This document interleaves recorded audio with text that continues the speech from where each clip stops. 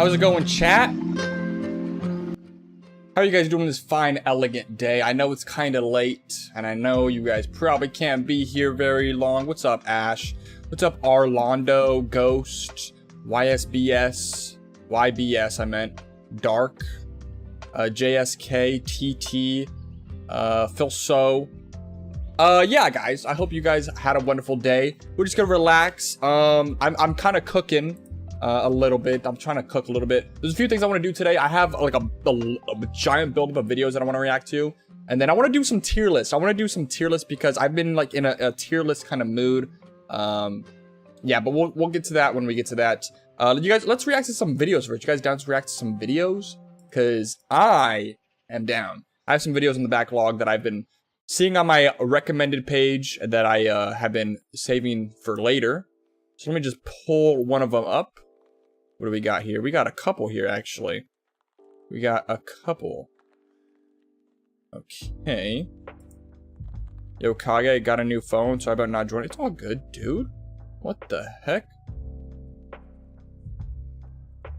Ooh, this would be good. I'm gonna save this for later. Save to watch later. Save to watch later. Watch later. Okay. So one of the ones that I wanted to watch because like I'm interested. I'm interested in this kind of thing.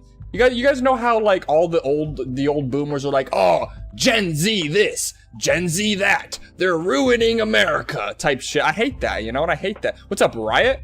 What's up, CJ? I hate that, bro. And so what we're gonna do is there's a video that I kind of want to watch. There's a couple. I'll show you guys. This is the list. So how Americans got so weak, why you're always distracted, why Star Wars Battlefront 3 will never be released, the Mappa effect is changing anime, the rise and fall of Pokemon Go. I feel like this would be a pretty good video because Pokemon Go was the most lit thing of all time for like a week, and then it died. Marcus Aurelius, the man who solved the universe. I feel like you guys wouldn't like this video, but this is a video I want to watch for sure. Fire Hiccup, thanks, Riot. I decided to cut off the long hair. So first things first, I do want to watch this. How Americans got so weak. Listen, guys, listen. Maybe this video is clickbait because last time I checked, this ain't weak. This is straight muscle, okay? I don't see the Europeans with these. I don't see the Chinese with these. Maybe the Russians.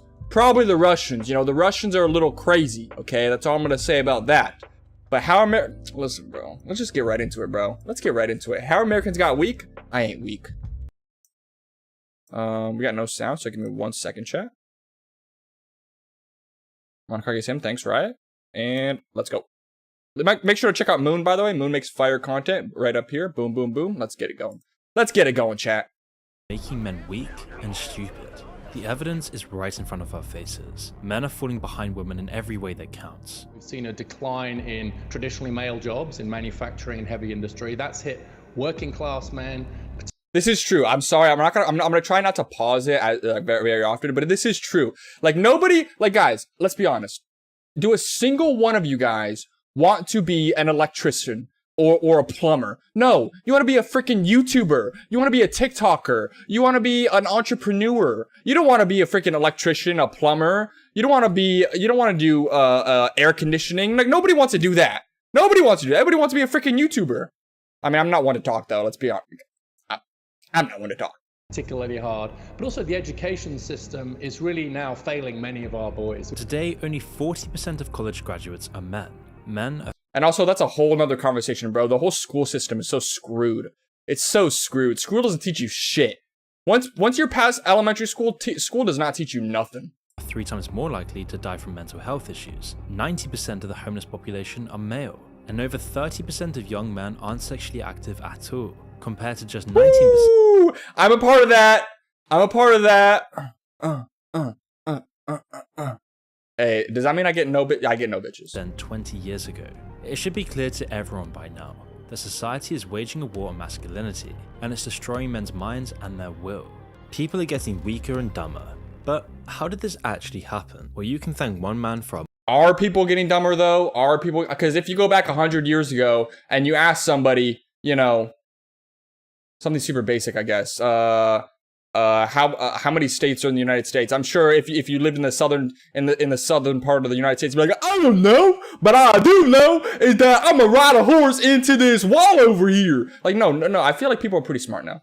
You know what I'm saying? A modern idiocracy, and his name was Edward Bernays. Despite changing the course of history entirely, Bernays is often forgotten today. As the nephew of Sigmund Freud, he grew up immersed in the world of psychology and understanding human motives and desires. But Bernays wasn't purely interested in just studying psychology. He wanted to put it into practice. If he knew people's desires and underlying motivations, he could sell them anything. So after his family moved to the US at the turn of the century, Bernays went to college and began working as a journalist. But his true calling came when he was tasked with promoting a play. His method was genius. Instead of selling it like any other piece of theatre, he marketed it as an advocacy piece for orphanages. He gave people a real reason to care and transferred their strong feelings for the issue straight onto his product. It was an insanely effective model, and it just kept working. He sold ballet to Americans by emphasizing its sex appeal. He made an opera singer into a household name by spreading rumors about the extreme lengths he took to keep his singing voice intact. Soon enough, Bernays realized his skills were being wasted on just theatre alone, and so he would spend some time working for the US government during World War I,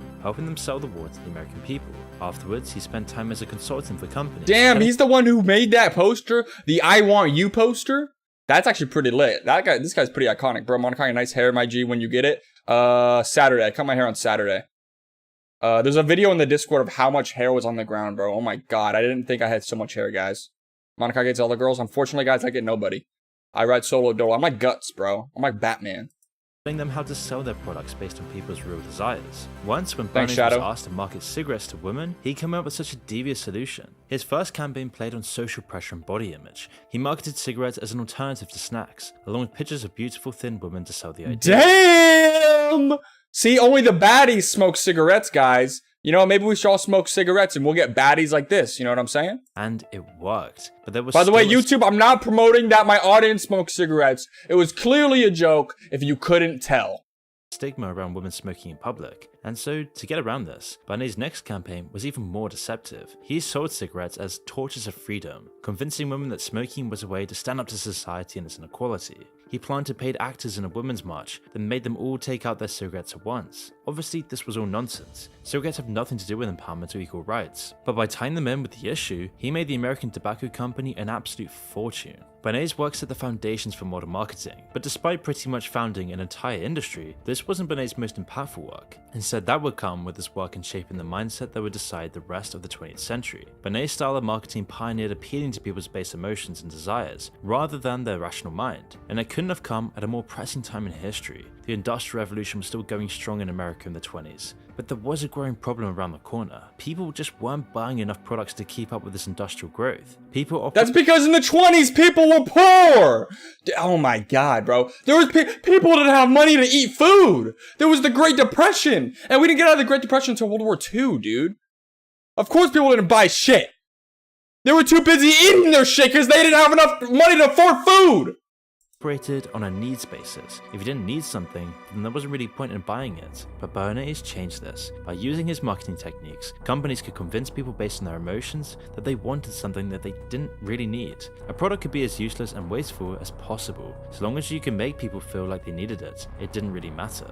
Just like with the torches of freedom, companies across the US started selling to people's emotions and their fears and anxieties. People started buying what they desired rather than what they needed. And this is the moment where consumerism was born in America, and rationality started to fade away. 100 years later, and now we're seeing the awful effects of this fundamental shift. People are completely controlled by their impulses and their desires. Long-term planning is given away to instant gratification, and it's men that are worst affected. You see, when you look back at pictures from just a couple of decades... Why is it men that are affected? Maybe men today are just a bunch of pussies. Stop being a pussy. Kage, we needed a collab video, me and you at the gym. Club to Vegas. See, right? The thing is, I don't know if you can keep up, my friend. I don't think you can keep up. Respectfully, with all due respect, Riot. I don't think you can keep up, buddy.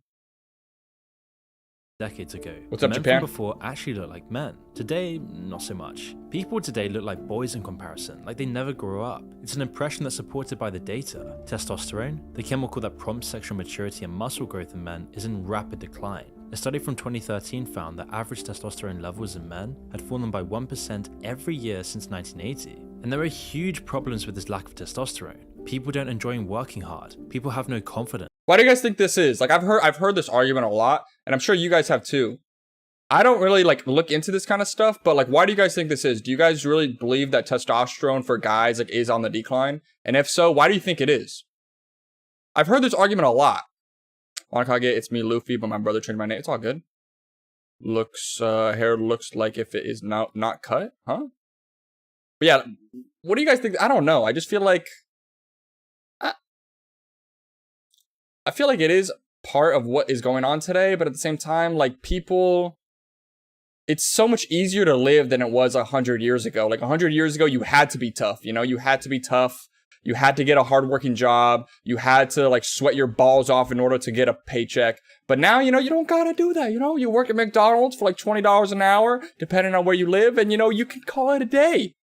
You don't have to freaking sweat your titties off and work for 5 cents an hour anymore. You don't gotta do that. So maybe that's why testosterone for guys is on the decline because of the gay right of the gay, which isn't bad. And also, I don't know if that's what it is, Japan. I'm gonna have to respectfully disagree. I think, where your girl, bro? I don't got a girl. I don't know if I believe that, Japan. I mean, I'm not gay, but like overall, like he's talking about like overall, like men's testosterone is on the decline, whether you're like gay or not, type shit, you know? And so like decline for all men as a collective has been on the decline for like the last 100 years.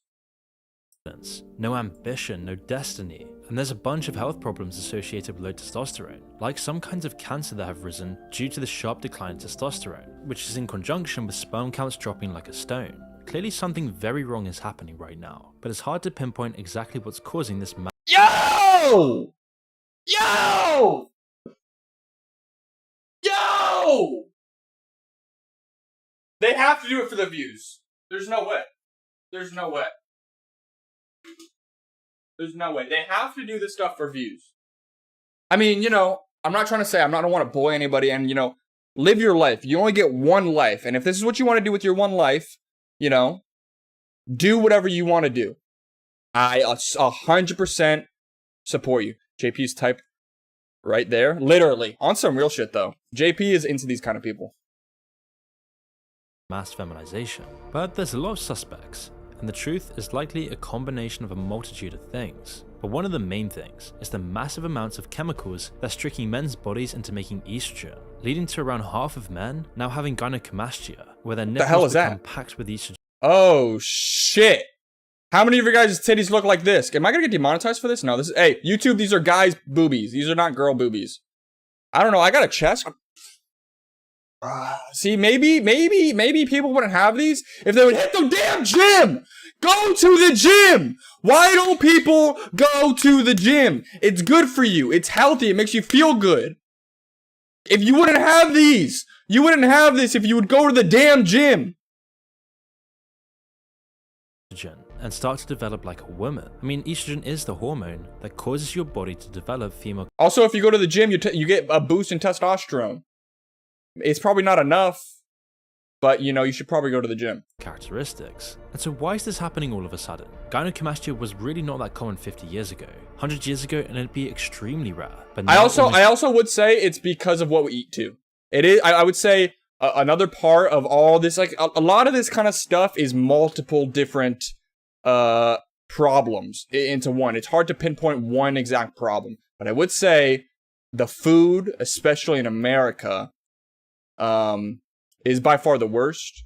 And I would say the food that people ingest here is relatively a big part of what's going on here, whether it comes with depression, low testosterone levels, and things of that nature. And like saggy boobies for guys. Like men are literally growing actual women titties because of what they eat, partially because of what they eat. Not the obese people. Yo, you guys, chill. Every man you walk past has some form of gynecomastia, and this problem is coming from all the untested. What do you say? Every man you walk past 50 years ago, 100 years ago, and it'd be extremely rare. But now almost every man you walk past has some form of gynecomastia. Almost every single...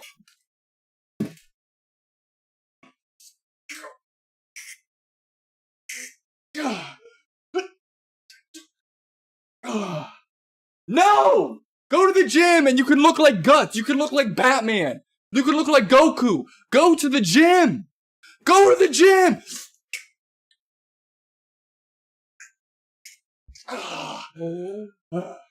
Go to the gym, guys. I just try to promote healthy things. I'm not trying to say I don't eat like shit, because I'll tell you right now, guys. Chat, I eat like shit. But I don't, I'm not eating McDonald's every day. I'm not eating like Wendy's every day, Taco Bell. I still buy like chicken nuggies from Target, like frozen chicken nuggies. But you gotta find the good ones though, because a lot of them, like the Dino Nuggies. Unfortunately, I love my Dino Nuggies too, but there's a lot of preservatives in them. But you gotta find the white meat chicken. I got 2 screenshots. It's okay, guys. I know it'll go on the OnlyFans. But yeah, guys, like, come on, go to the gym and you won't have these problems. You won't, and it makes you feel good. Let me give you a few reasons why you should go to the gym. It'll make you feel better. You'll feel more confident. You'll get the ladies. 1, 2, 3. Need I say more? Need I say more? Hit the gym. Let's go. And this problem is coming from my hairline. What's wrong with my hairline? Is my hairline bad? Is it bad? Is my hairline receding? Is my hairline bad? All the untested and poorly regulated chemicals that we're putting into our environment and our bodies. People often talk about avoiding BPA, a certain type of plastic, but it's not that simple. Studies have shown that a massive proportion of plastics have what's called estrogenic activity. Chemicals released as these materials break down trick the body's hormone receptors into thinking they're estrogen, and in people this is causing a wide range of nasty health effects. But the common ones are weight gain, reduced fertility, sex drive, and sperm counts, and even increased rates. So I actually learned recently that I may be infertile. Now, I don't know if you guys know what that means, but I just may not be able to have kids. Now, I haven't gone to the doctor for it, and I'm not trying to say like I Google diagnosed myself, but I do have all the symptoms of this one disease. I don't know if it's a disease, just condition. I have all the symptoms of a certain condition for guys where I could potentially be infertile. Now, I haven't gone to the doctor for it, and I'm in like no pain or anything like that, but I could potentially be infertile. And that's not because of like what I've eaten or anything. I think I was just born this way. I think most people, when they're infertile, it means they're usually born that way. I don't know though. I haven't gone to the doctor. I should probably go to the doctor for it. Of breast and prostate cancer. And we're just talking plastics here. The other sources of common chemicals with estrogen activity is too long to list, but one of the most sinister is atrazine. It comes from the most common herbicide in the US, which gets sprayed on 3/4 of cornfields as well as a ton of other common crops. Once it's there, it can leach into the groundwater and eventually make its way into the reservoirs and the water supply. And so much of this chemical has been used that we now even find it in the rainwater. Ever since the late 90s, we've known that it causes feminization and increased estrogen production in animals. More recent studies have shown strong links to low fertility and sperm counts in areas where atrazine is used, as well as a bunch of other issues with the reproductive organs upon exposure. And with so much estrogen around, you won't be surprised to hear that it's actually in your water supply. And one of the major sources of this is from female birth control pills. You see, the body absorbs... No, not the water. No, that's all I drink is water. A small amount of the hormone when it Do you like pink pineapple? I don't even know what that is. 90% of the estrogen content of the pill goes straight through, and there it enters the wastewater supply, where it's often filtered and then sent back into the drinking supply or into the river. Wait, so it's gay to drink water? Confirmed? Oh hell no! All right, guys, no more water. You guys heard it here first on the Monakage. Do not drink water. Drink Pepto-Bismol from now on. You guys know that little pink drink at the store, the medicine. Only drink Pepto-Bismol from now on. And oceans, and this can have a devastating effect. In some studies, fish populations in a lake with high levels of estrogen were almost completely wiped out. Just 5 nanograms per liter has a negative effect. Some rivers and streams in the UK have had levels 12 times that. The estrogen then interfered with the reproductive organs of the fish, and in some cases, male fish even grew ovaries. In humans, damn! Has less wait, what? Male fish grew ovaries? Yo!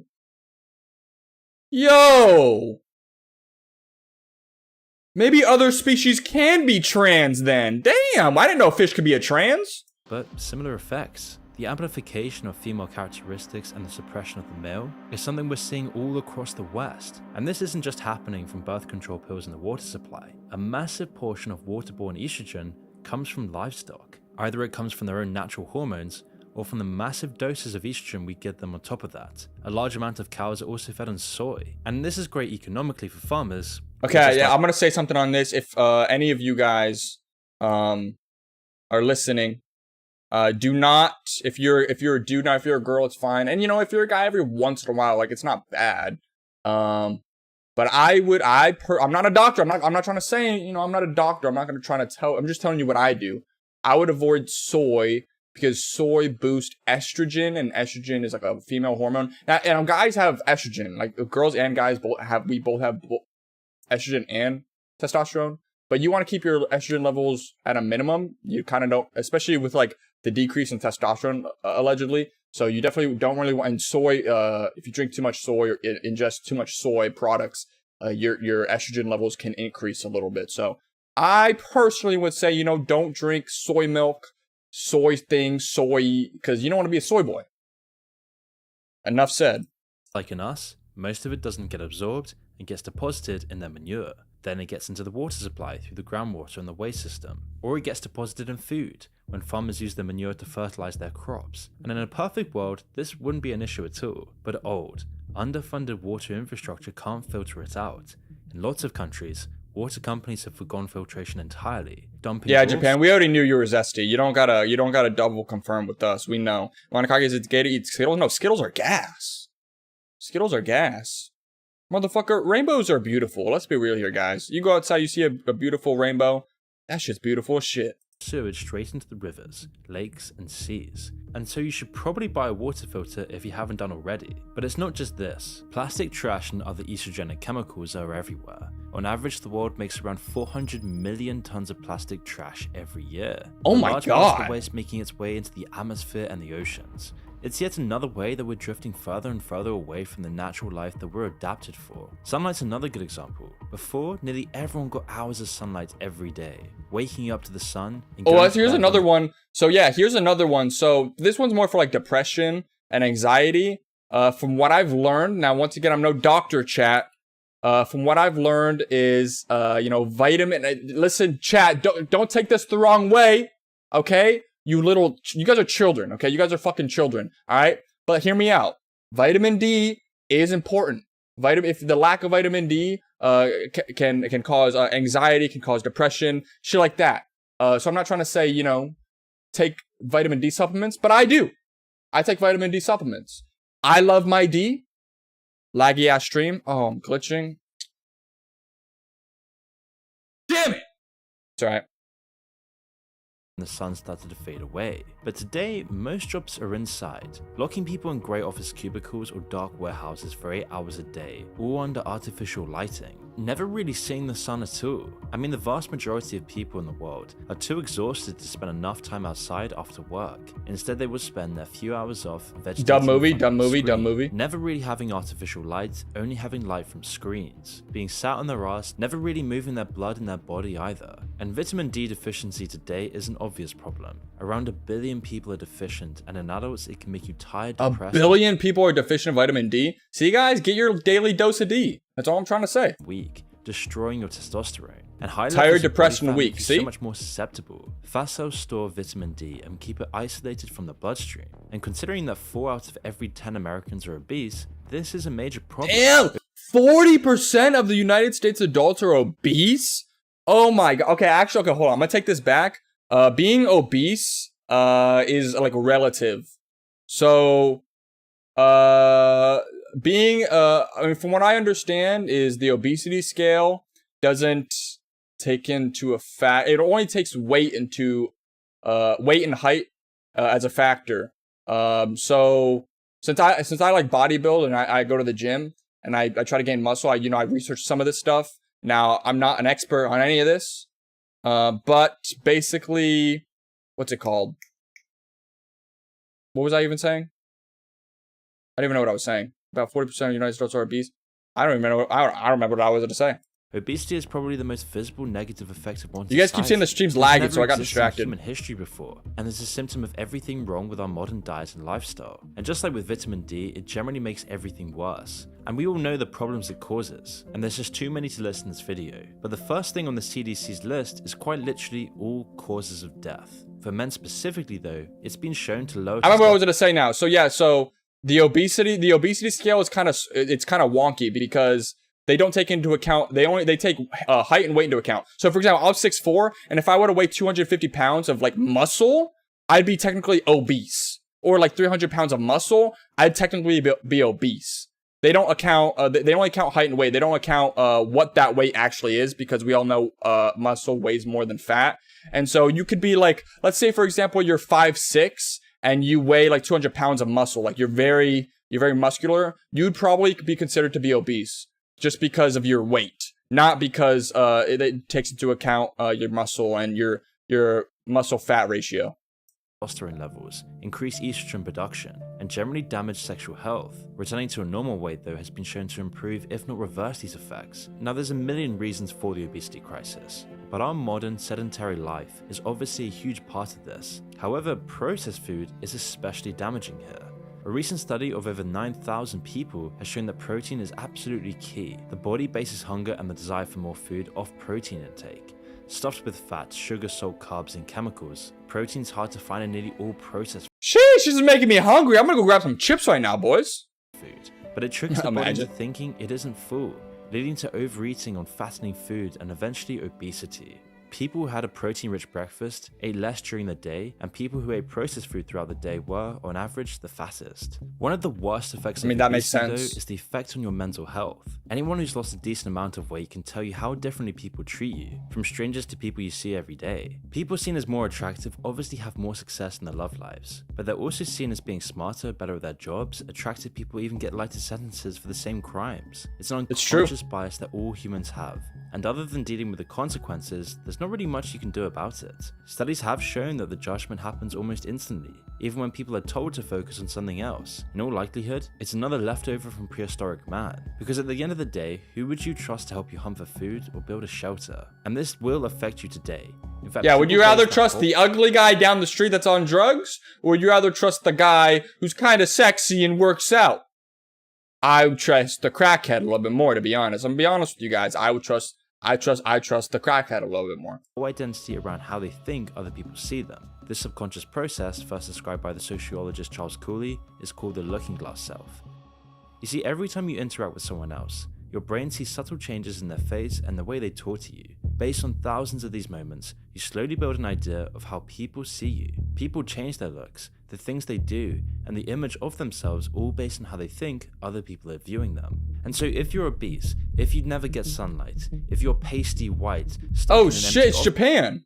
Hey guys, we found Japan! I didn't know Japan was in this video, that's crazy. ...office cubicle, especially early on in life, then this all gets thrown out of balance. You notice people's poorly hidden looks, or the way other kids tend to avoid you, and this then impacts your sense of how people see you as a man. Then if you develop a poor image of yourself, it's incredibly hard to root it out.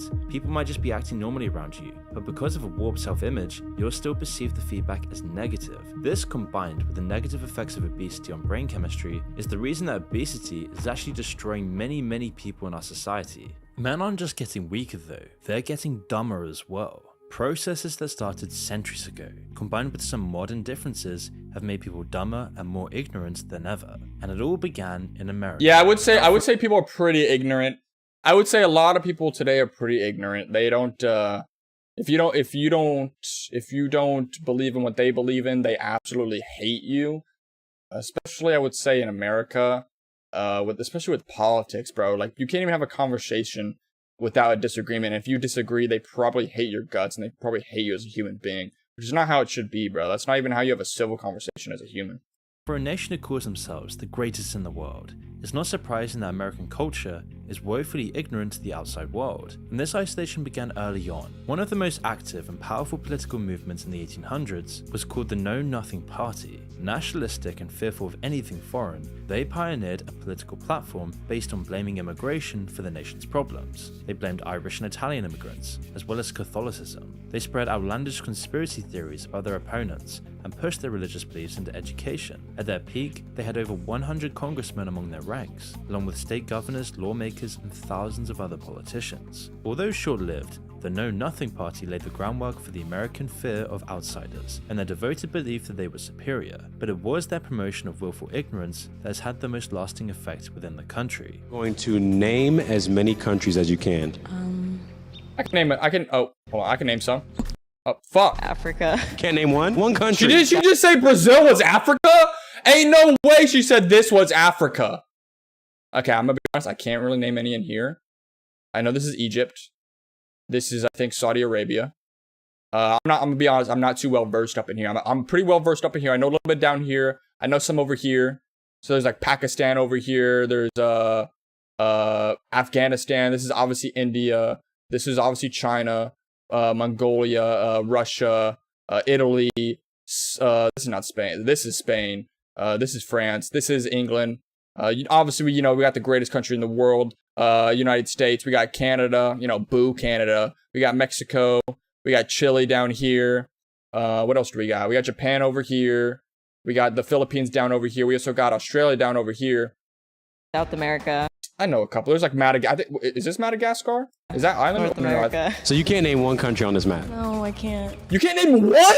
You can't name one. There is no way. You cannot name your own country. You can't even name Mexico? You can't even name Mexico? You can't name Mexico? You're cap. You're cap. Ain't no way. Ain't no way, dude. Oh, I saw North Korea, South Korea. 100 years later, and the same ideas and values had come to the forefront again. Just as the world was opening up after World War II, America closed itself off. This time it was their obsession with communism and the Red Menace that caused it. While America spread their culture to a war-torn world, it didn't go the other way. Hollywood had the largest budgets and hadn't been interrupted by getting invaded or bombed, so American movies could easily outperform any foreign one. When Americans then built infrastructure in other countries as part of their aid packages, their culture would always come along with it, and it never went the other way. So with a history of nationalism and the menace of communism to be suppressed, barely anything foreign could reach the eyes and ears of Americans. If it conflicted with their stringent religious values, or even had a whiff of communism about it, America's censors didn't let it through. Fears about communist subversion and infiltration got so bad that a baseball team renamed themselves from the Cincinnati Reds to avoid links with communism. What the hell? And grim shower scene left such Pussies. a mark on culture because, apart from being so well executed, it was completely unprecedented for American audiences. Prior to 1960, even a little splash of blood and gore was completely banned within all American movies. The censorship was just too strong to let in. And Americans really never traveled much outside of their country either, meaning that everything you could want to do It's expensive! What do you want me to do? I live paycheck to paycheck! I can't just, I'm gonna take a 2-week trip to Europe. I'm gonna take a 2-week trip to China. I can't just do that, dude. Americans don't leave their I can't. I can't afford it. What do you want me to do? Rob a bank and then do it? Like, what do you expect from me? America's a huge ass country. I'd rather explore my own country than go to other countries right now, okay? Because that's all I can really afford. Is still within your own borders. You could explore massive cities, scorching deserts, snow-covered mountains, and lush forests without ever having to leave the country. I mean, even in 1994, only 10% of Americans even owned a passport. This might be a bit misleading though, as international flights weren't accessible for most anyway. Also, it's only recently that you actually need a passport to go to Mexico or Canada, and so since then, it's risen to over 40%. However, 40% is still incredibly low. I mean, for reference, 76% of the UK population has a passport, and even Canada has a 70% passport ownership rate. And so all of these combining factors led to the sanitized, completely inwardly focused culture of America today. Even today, the best performing foreign film in America is Crouching Tiger, Hidden Dragon, which was released in best sanitized, completely inwardly focused culture of America today. Even today, the best performing foreign film in America is Crouching Tiger, Hidden Dragon. Really? Are you sure it's not Parasite? Isn't Parasite the best performing? I guess it has a Metascore of 94. Okay, that's pretty high. Which was released in 2000. To put that into perspective, it's not even in the top 500 on the US domestic box office rankings, when you include their own movies. And all of this was made so much worse. Okay, to be honest though, Like, to be honest, though, let's be real here, guys. Out of all the countries in the world, the United States makes peak. We make peak! I don't know what you want me to say. Yeah, you know, I would say second comes Japan. Japan makes some pretty good peak, but it's usually anime. And when they try to go live action with anime, it's pretty cringe. But when it comes to live action movies, United States stays winning. We got Star Wars, we got Fast and Furious. Damn, I'm drawing straight blanks now. We got Marvel, we got Batman, other live action movies, bro. We got Fight Club, Interstellar. Come on, guys. Back to the Future. Come on, guys. Keep naming some peak movies. Because guess what? The United States is elite when it comes to movies. I'm sorry. It's just true. We stay winning. By the rampant consumerist culture of America. As the wave of American culture hit foreign shores, it brought all of their products and brands with it as well. Benet's work on branding and marketing made them spread like wildfire. With their own countries bombed to hell or still not industrialized, people across the world were eager to live like Americans. Over time, the rest of the world got fully immersed in American culture and consumerism. From Australia to Africa and everywhere in between, you could easily watch an American movie. Star Wars! That's what I'm saying! Fast food that was packed with estrogen and other demasculating chemicals. Today, the list of countries without a McDonald's gets shorter every year, and you can get a nice refreshing Coke pretty much anywhere. Anything estrogenic, anything that will poison your body, you will be sure to find has come from America and landed in your shores. But with consumerism came the inevitable downsides. Greed and materialism became the norm.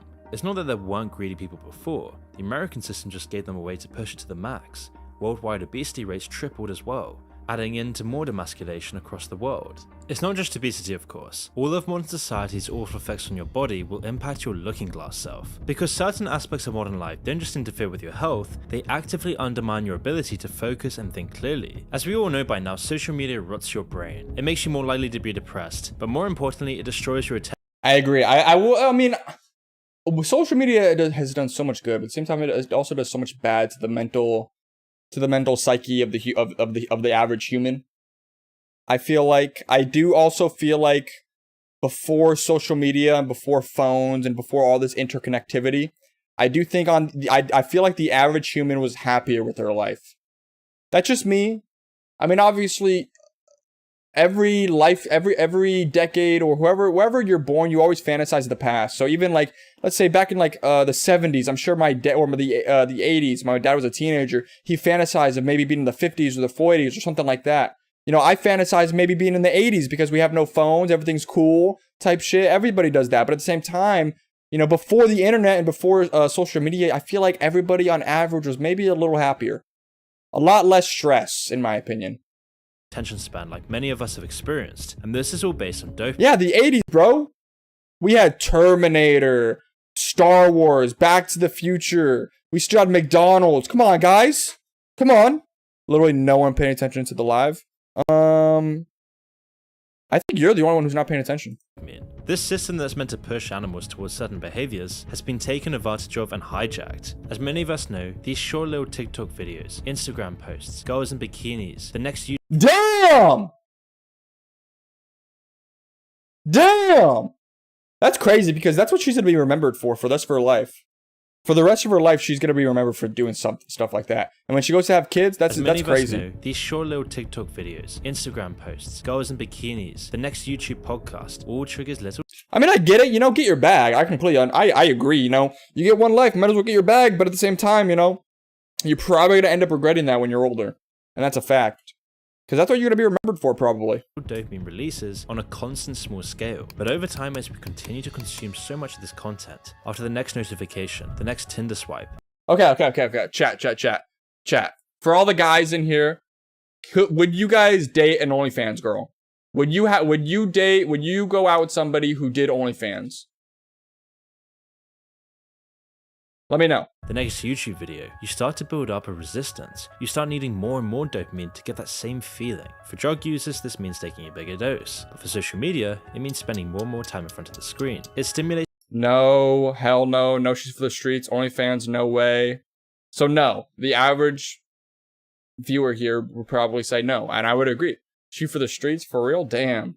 She's for the... Hey, yo! It's the release we get from socializing with each other. Every like, retweet, and follower is another little boost. Over time, our dopamine resistance builds up, and social media starts to outweigh everything else. And that's when you're left with a generation of people who can't go 10 minutes without checking their phone. But that's not the only way social media is rotting people's brains. Short-form content platforms like Instagram, Twitter, and TikTok are especially damaging because they provide a better alternative when it comes to dopamine efficiency. The brain likes things that are easy, that don't need much investment, and won't require too much time. In nature, this would be beneficial. The animals that can save the most energy will be the most ready to outrun a predator or control their hierarchy. But in our consumerist, warped, modern world, this natural impulse has already been turned on its head, just like everything else. Short-form content is so addictive because it gives you a similar dopamine for far less effort. Why read a newspaper or watch a film when you can watch the first 5 seconds of a few hundred TikToks instead? When you step back, it seems ridiculous, but in every decision to watch another one, there's a logical reason your brain carried on swiping. It justifies it as being such a small investment that it may as well watch another one and squeeze out a little more entertainment. And this subconscious loop carries on, and before you know it, you've lost an hour or two.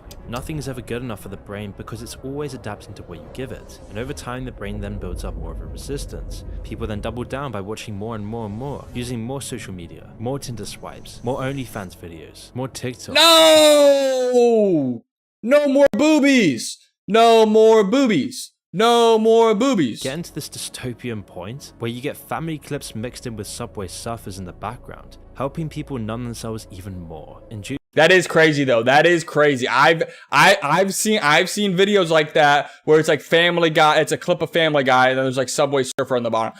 I've seen those videos, bro. That's actually crazy. But I'll be honest, it makes me want to watch. You know, they really figured something out here. Because I'm gonna be honest, it really makes you want to continue watching. You want to see if the guy who's playing Subway Surfer is actually doing a good job. But you also want to see what happens in the Family Guy clip. So it's like a double whammy. It's like killing 2 birds with 1 stone. I'm gonna be honest, guys. Expect some of my content to have Subway Surfers at the bottom. When I go to do a short or a TikTok from now on, guys, expect Subway Surfer at some point. Because I'm gonna be honest, it works. It works. It works on me. My family disown me? That sounds like a personal problem.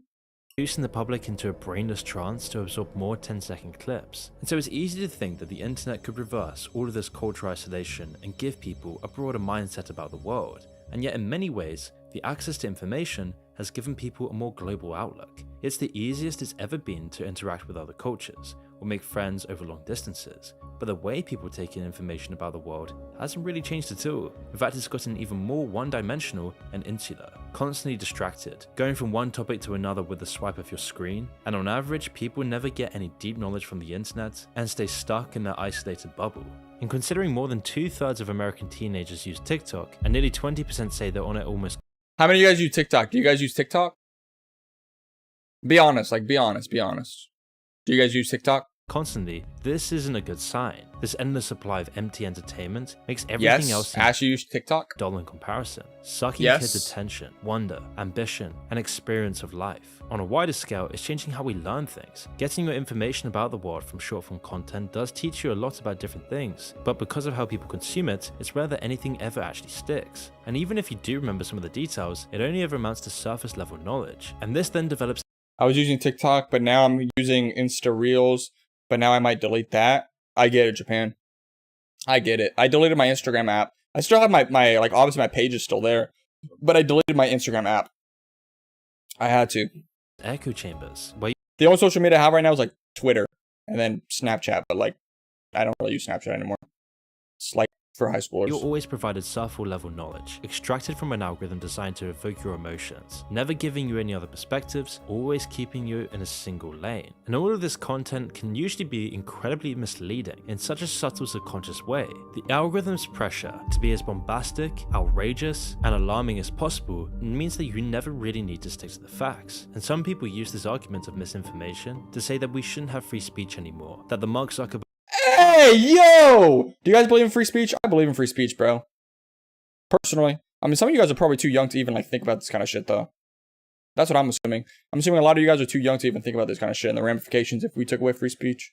Zuckerbergs of the world should control the flow of information. But that's not the issue. The issue is that our speech isn't free enough. People stay in their echo chambers, which has been censored down and watered down by the people running big tech, and then people willingly buy into it in this numb, passive state. And as almost everyone learns about the news and events in the world by algorithms, then people would start to see a wide range of opinions and arguments if it wasn't for these exact algorithms. They'd have the ability to see the whole issue from every angle, rather than a 20-word summary of their preconceived opinion. Actual in-depth knowledge about the subject requires focus and long periods of thought and study, but because people don't have the time or attention span for this, why not just have a chopped up, numbed, empty opinion shoved down your throat? And this is when social media destroys your looking glass self. You see, before the internet, your idea of yourself was solely based on interactions with people in real life. In the close-knit communities we used to live in, these interactions would be based on a deep impression of your character and who you are as a person. That's what our brains evolved to deal with, but social media hijacked this as well by throwing in thousands. Okay, I think he's spitting right now. I do think he's spitting. I think before social media, you can actually have like a genuine relationship with a lot more people. But now with like social media, you can only have like a relationship with a couple people because you're more on your phone than you are like talking to other people in real life. I don't know, just me. Of judgments and things to feel insecure about every day. Sure, your rational mind knows they're not really directed at you specifically, but all the unconscious parts of your brain don't, and we apply these criticisms and opinions to ourselves without even knowing it, and it impacts the way you build your looking glass self. It might not create new insecurities, dub movie, by the way, dub movie, amplifies them. They act as limiters on people, drains on their confidence that push them towards inaction and overthinking, and it's this process that's the most damaging to men. How many of the great men of the future are already being undermined by some anonymous idiot's opinion, made to feel inadequate because they don't meet an arbitrary height requirement or because they haven't slept with enough people? Ironically, the dumbest people won't stop to think about these things anyway, shielding them from the worst of it. They'll keep happily going through life, while smarter people get lost in overthinking and retreat into themselves. And we live in a time where information is easier to access than ever, but it doesn't matter for most. All of these different pressures are making people more ignorant, and it's no wonder politicians now talk to people like they're children, because that's what works now. And it hit me recently that communities, small tribes of people coming together, resisting all of this modern bullshit and rethinking our position in all of this is actually what's essential to overcoming these very obstacles. You see, instead of continuing to live in a world where your desires, purposes, and routine are dictated by faceless corporations thousands of miles away from you, what you really need is a small community of like-minded people. This is what men have had throughout thousands of years of human history. And on YouTube, I've been able to go over some of these modern issues you see: men becoming weaker, our 1984 society, our warped habitus that destroys our own thinking, whilst also trying to mix in some of the teachings of the best philosophers and religious stories out there to give. Dude, I think philosophy is so cool. Because that's how you truly find out the secrets of the universe. And I'm really into that kind of stuff. I don't know about you guys, chat, but even like back in high school and like even middle school, like I was always into space. I was always into the universe. I was always into like, why are we here? Like I was always asking myself, like really, like for a young age, I probably shouldn't have been asking myself like these very philosophical questions, like who brought us here? Why are we here? Why am I alive? Type shit. And yeah, I think philosophy is really cool. And I read books, guys. Yeah, I know. Don't make fun of me. I'm a fucking nerd. I read books. Okay. And a lot of the books I read are about like philosophy. And maybe, you know, maybe when you guys are a little older, I might be like PewDiePie, where I'm like, oh, I do a book review or something like that. I feel like that'd be kind of cool. But I can guarantee nobody would watch that video though. That's for sure. More meaningful solutions than just having a cold shower to modern problems. I mean, it's literally been years now that I've been talking endlessly about the unprecedented levels of loneliness, purposelessness in modern society, and how this is driving us towards behaviors like social media addiction and other toxic behavior. Because personally, I've struggled with this while trying to build my YouTube channel. I got so lost in distractions despite knowing better. And you see, the thing is, this isn't a problem of a lack of information here. It's our mindset, it's our cultural mindset. And that's why I've spent years diving into philosophy, psychology, and sociology to understand and change the fundamental layers of my mind that were holding me back. And the result was, for me personally, was that I was able to change my routine. Alright, see a shadow. I was able to break free from the grip of procrastination and managed to build a successful YouTube channel in around 2 years that I truly think has positively impacted many, many lives, judging by the thousands of comments like this that I've received. And while I have been able to share some of this knowledge through my videos, the format of these videos limits how deep I can really go here. The YouTube algorithm, the style of the video essay,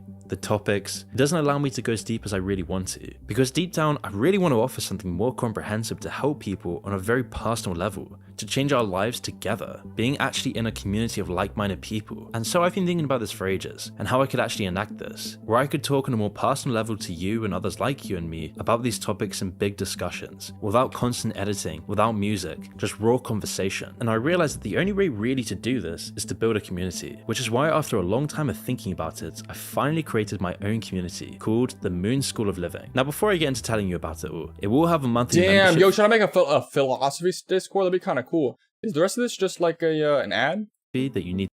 It's an expensive site, and it's it is. Talking. Okay. Coming together, growing, learning, developing. Okay. I mean, hey, I thought it was a really good video. Dub video. Shout out to Moon. I think Moon makes some pretty good video essays. What do you guys think about that? How Americans got so weak? I want to say it's just maybe, yeah, Americans are pretty fucking weak. Yeah, we do get made fun of a lot. The Chosen One, you and TT fainted. What the hell? What the hell? Okay, chat. So that was a dub video in my opinion. I had a great time watching that. Let's see. What else do we got here? Let's see if the stream got demonetized. Which it probably did. You know, knowing me. Because I'm such a controversial. Oh my god. Is it not demonetized? Oh, it's going to be demonetized. That's for sure. If it ain't demonetized now, it ain't demonetized now, but it will be demonetized soon. All right, let's move on to another video. And yes. I want to watch this video. Let me press on it real quick. Let me do a little pressy press. Okay. So what do you guys think about Mappa? The animation studio. I think Mappa does a really good job. I know Mappa is very controversial because they take on so many heavy-hitting animes.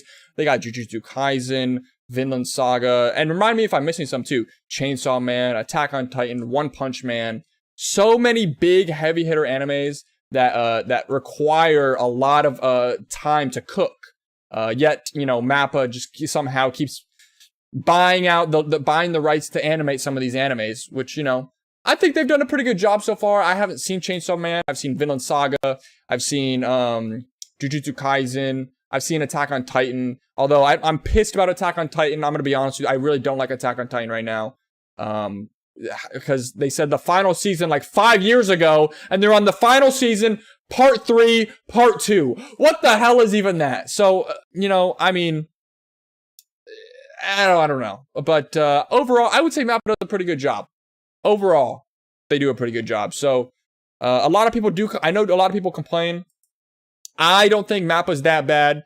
Shout out to Fatski for this video. He only has 2,000 subs, and this video has 400,000 views. I'm gonna leave you a like. I'm gonna leave a like. I'll subscribe to you too, my friend. Yeah, I'm excited to see this one. It's only 8 minutes, not very long. We have been absolutely blessed in the past few years by Mappa with one amazing show after another. But what is the Mappa effect? For us to understand fully what the effect is and how it works, we need to go back to the very beginning.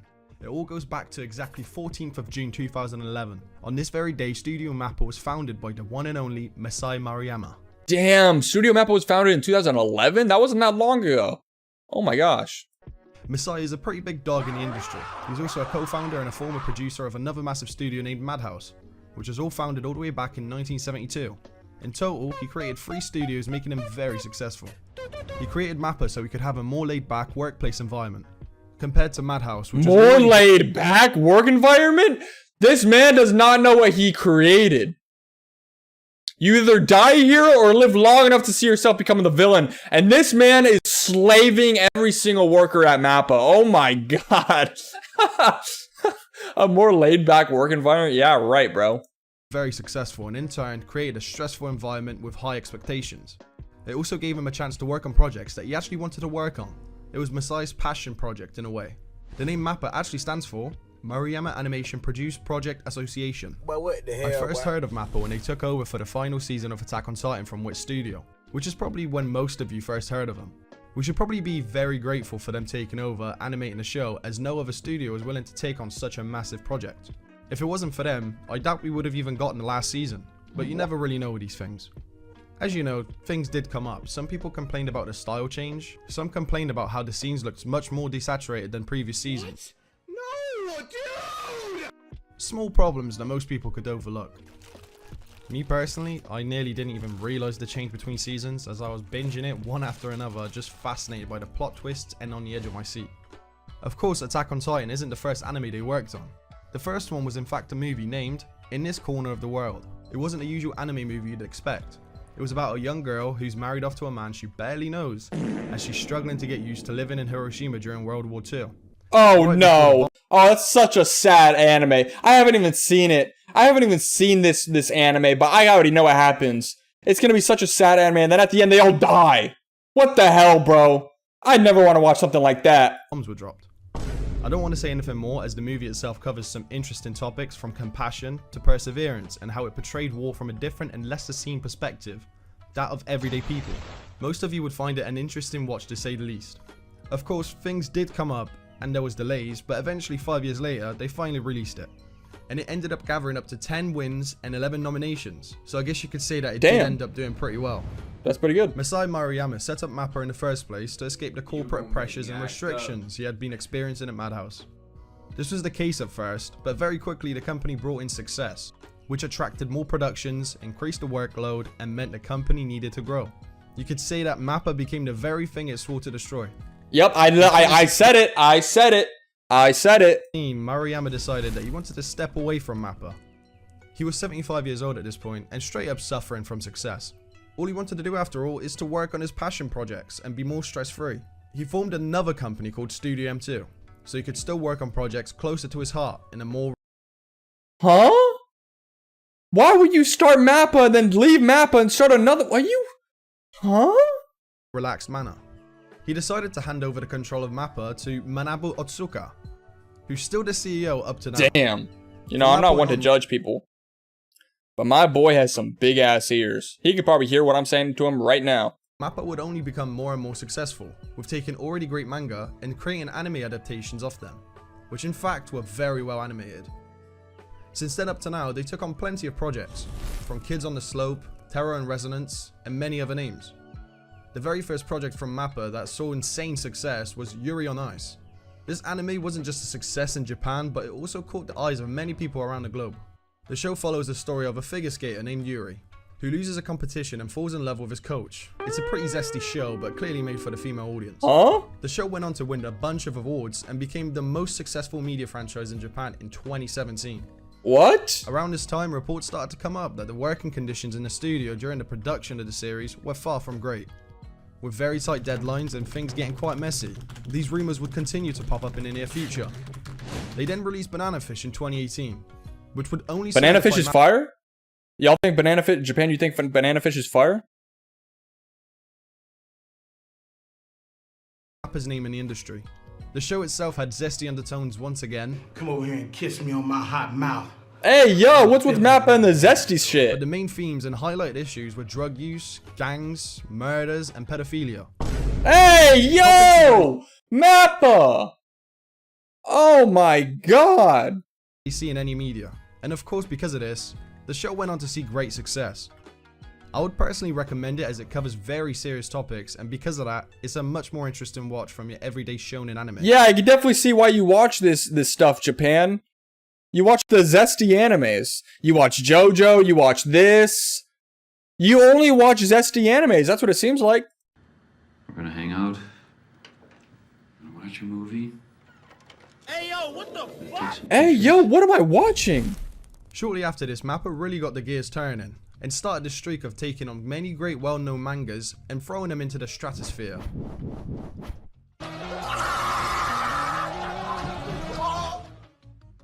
And not only in Japan, but everywhere, turning these animangas into basically household names around the globe, which is what I call the MAPPA effect. The first manga they did it with was Dorohedoro. This manga on its own was already well known in Japan, but of course, as the MAPPA effect goes, when the trailer for season 1 released in January 2021, Is this a dub anime? I've seen that screenshot. I always see that screenshot of like the crocodile or the dinosaur guy. How he's like super detailed in the manga, and then in the anime they didn't do him right. It's like CG, I think, or something like that. I don't know. I haven't seen this anime. I've heard it's pretty popular, but I don't know. I really don't know anything about it. it spiked everyone's interest worldwide. Then when it actually dropped, it skyrocketed even higher. Since then, it's tripled in popularity and hasn't dipped. Of course, this was just the start. They did the exact same thing with Jujutsu Kaisen. It was already very popular in Japan, but when MAPPA announced season 1, it blew it out of the water globally and managed to stay relevant since then, even with the breaks between seasons in the movie. You know, I feel like that is kind of true. I feel like I didn't know very much about Jujutsu Kaisen before the first season came out. I knew about it a little bit, but especially here in America, like before the first season dropped, it really wasn't like super popular over here until the first season dropped. Like even normies, my normie friends who don't really watch anime like that have watched Jujutsu Kaisen. It's true. It's same with Attack. Well, actually, no. Attack on Titan was huge before Mappa even got it. But Chainsaw Man 2, Chainsaw Man, I feel like, Vinland Saga, I feel like blew up as well. Because I mean, Vinland Saga was always had like a very tight fan base, just like Berserk. Berserk is huge. Don't get me wrong, but it has a very loyal fan base, and I feel like the same thing can be said for Vinland Saga. But when Vinland Saga got its season 1 and then season 2, I feel like season 2 probably made it a little bit more popular, even though some people would argue that season 1 was better, season 2 is better. It's completely up to you. I like season 2. I think it's a little better personally, but that's just the person I am. I thought that shit was very philosophical, and I thought it was pretty good. Hidoro and Jujutsu Kaisen release dates are 9 months apart.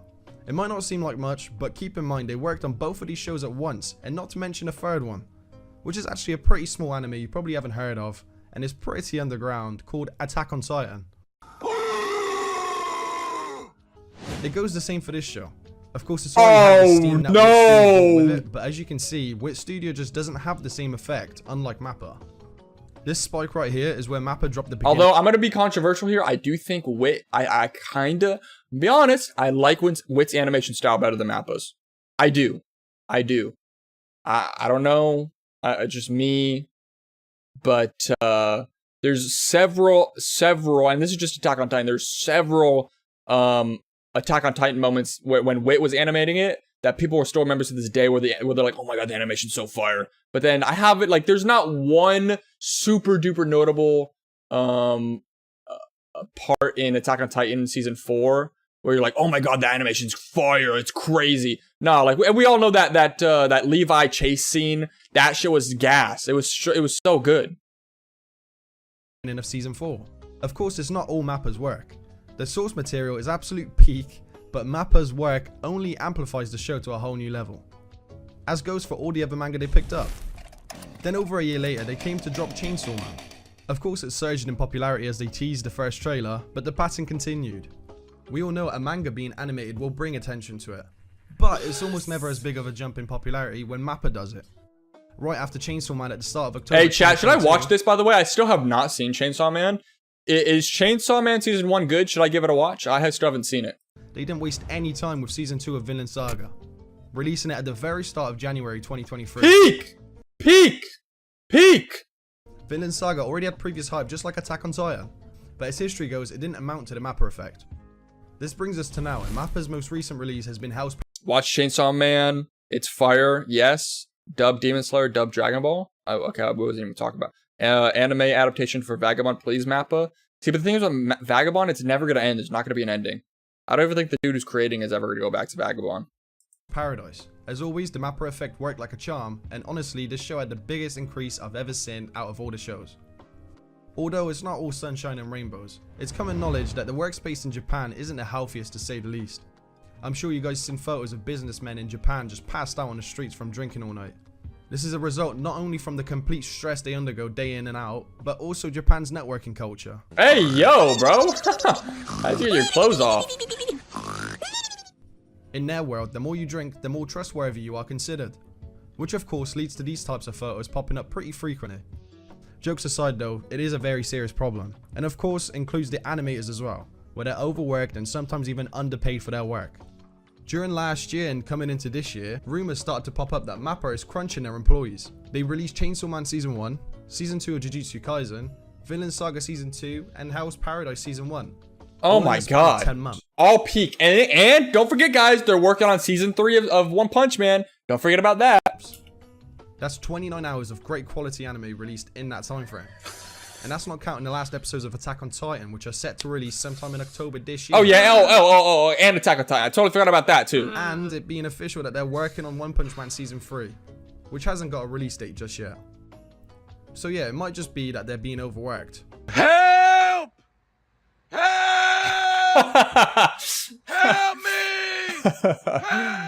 but nothing official has been released at the moment.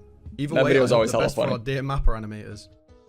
As you can see, the Mappa effect is very much real, and will probably continue to affect shows for the better or for worse as Mappa continues to animate them. They truly have been dominating the anime industry recently, and it doesn't seem like it's stopping anytime soon either. Thanks for making it this far, and if you had a good time, hit that. Yeah, dub video. Definitely dub video. I left a like on it.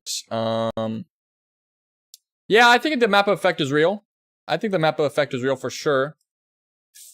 I honestly think the Mappa effect started when they took on Attack on Titan. I mean, Attack on Titan is definitely top 5 most popular anime of all time, and you can say Attack on Titan's bad, but it is just true. You can go up to a normie who doesn't even watch anime and they've heard of Attack on Titan. So I think the fact that Mappa picked up the most popular anime of all, one of the most popular animes of all time, really helped them. And now whenever people just hear, oh, Mappa animated this, oh, the guys who did Attack on Titan, oh, the guys who did Jujutsu Kaisen, oh, the guys who did Chainsaw Man, oh, they released something else, oh, I want to go watch that because it's always really good animation. So I kind of think that's kind of what's going on here.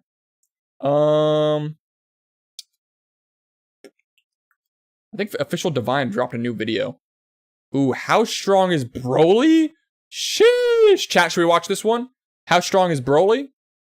I'm kind of down. I'm down for a power scale video. I'm down for a power scale video.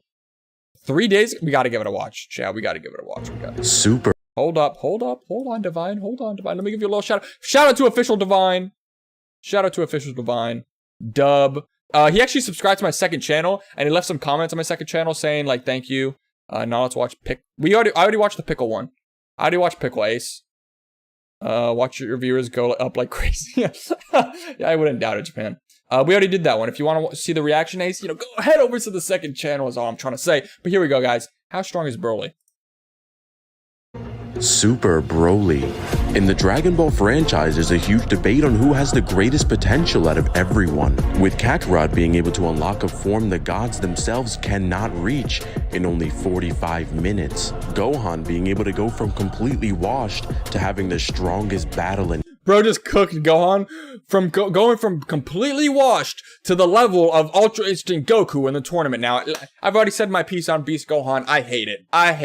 I think it's cool that Gohan is finally able to keep up with Goku and Vegeta, but I hate the fact how it was an ass pull. Same with Piccolo, same with Broly. I hate it all. Although Broly makes a little bit more sense, a little bit, but it's nothing. It's still,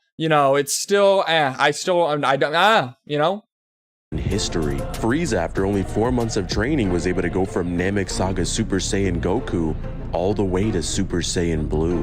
But name me a character that can go from a warm-up for base Vegeta to matching a fusion.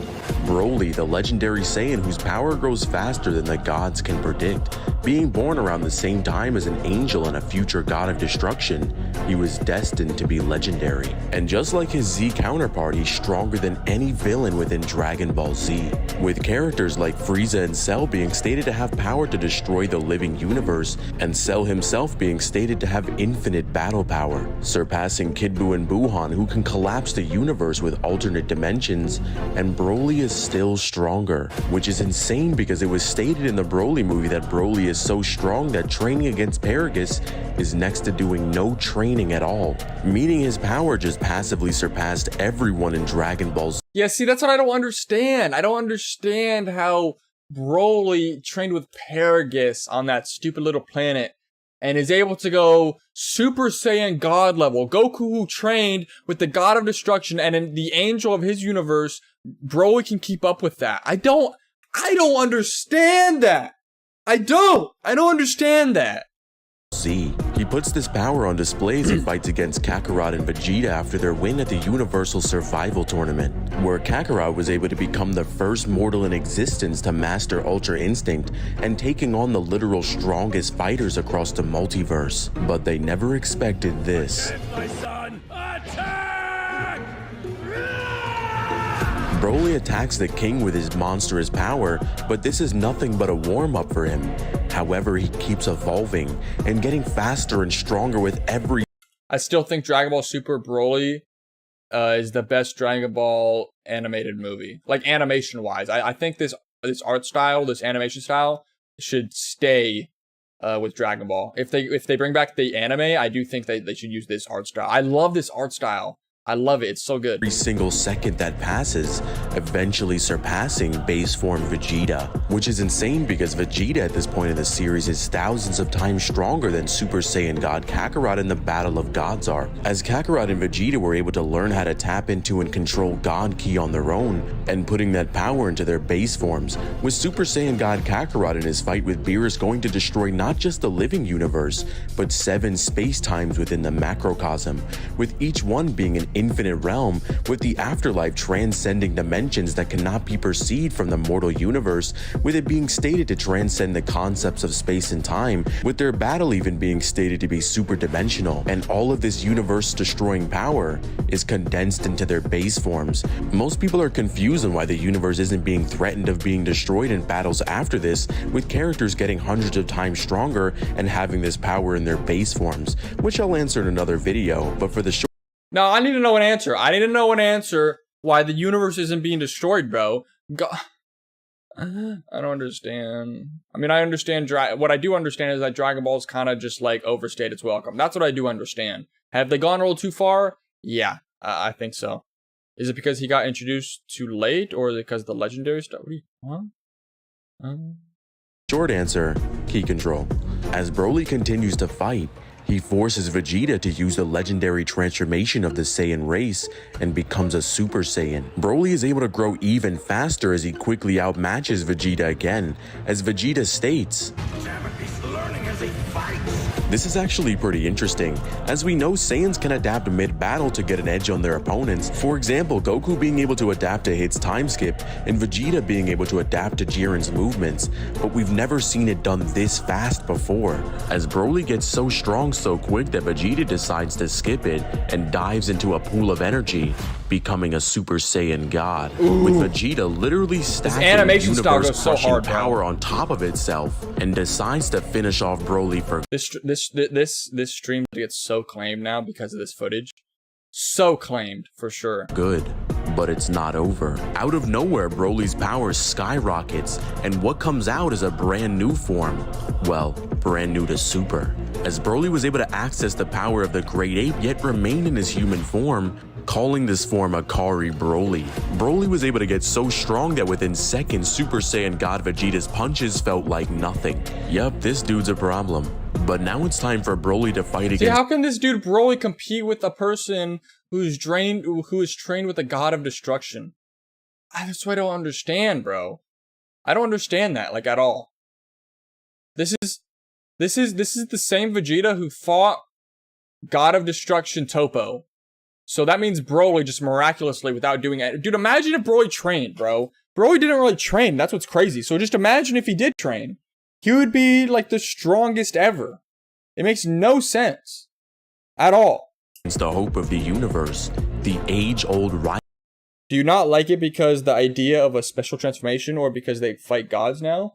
No, it's because the reason, okay, Goku and Vegeta had progressively been slowly but surely getting stronger, and we can see that throughout the series.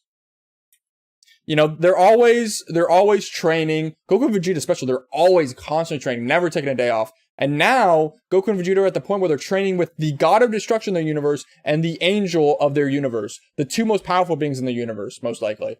They're training with them. So when Broly comes in, you know, out of nowhere, who hasn't trained with 10 times gravity, doesn't know Super Saiyan, doesn't know the Kaioken, has never fought anybody stronger than Nappa level. Because his dad is like as strong as Nappa, basically. Broly has never fought anybody stronger than Nappa level, and he's as strong as Super Saiyan Blue Goku, the same Goku who's been training his entire life and training with the God of Destruction and the Angel of his universe. And that's what I don't understand. Broly's currently on Beerus' planet, yeah, because he's training with them. So that's what I don't understand. That's what makes me so upset, is that basically Goku and Vegeta have been training for so long, and they're finally as strong as they are. And yet all these characters just get these ass-pull transformation. Piccolo, Frieza, Gohan, Broly. All these characters are just getting ass-pull strength, ass-pull transformations. It's just, I'm not a fan. I don't like it. I love Dragon Ball, but I don't like it. Rivalry, the legendary Super Saiyan versus the legendary Super Saiyan.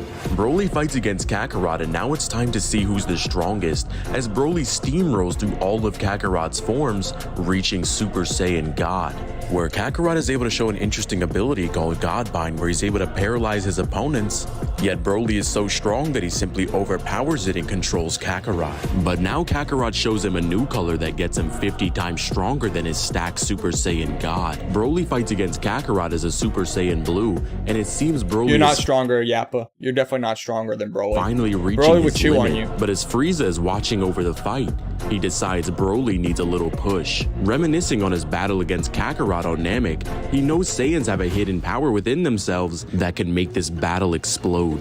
Frieza kills Paragus to get Broly to channel that glow that he hates so much. And when Broly sees this, he realizes that he has nothing left except for his rage.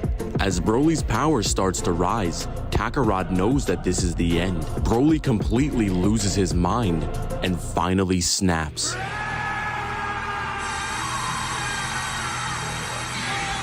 Super Saiyan Broly. Don't want to And get just like copyrighted? the original Super Saiyan that couldn't control his power, Broly is completely lost in his rage. Vegeta decides to join the fight against Broly, but it's I have that unit in Dragon Ball Legends. I have this unit. It's a good unit. I can easy dub Broccoli base mode. Nah.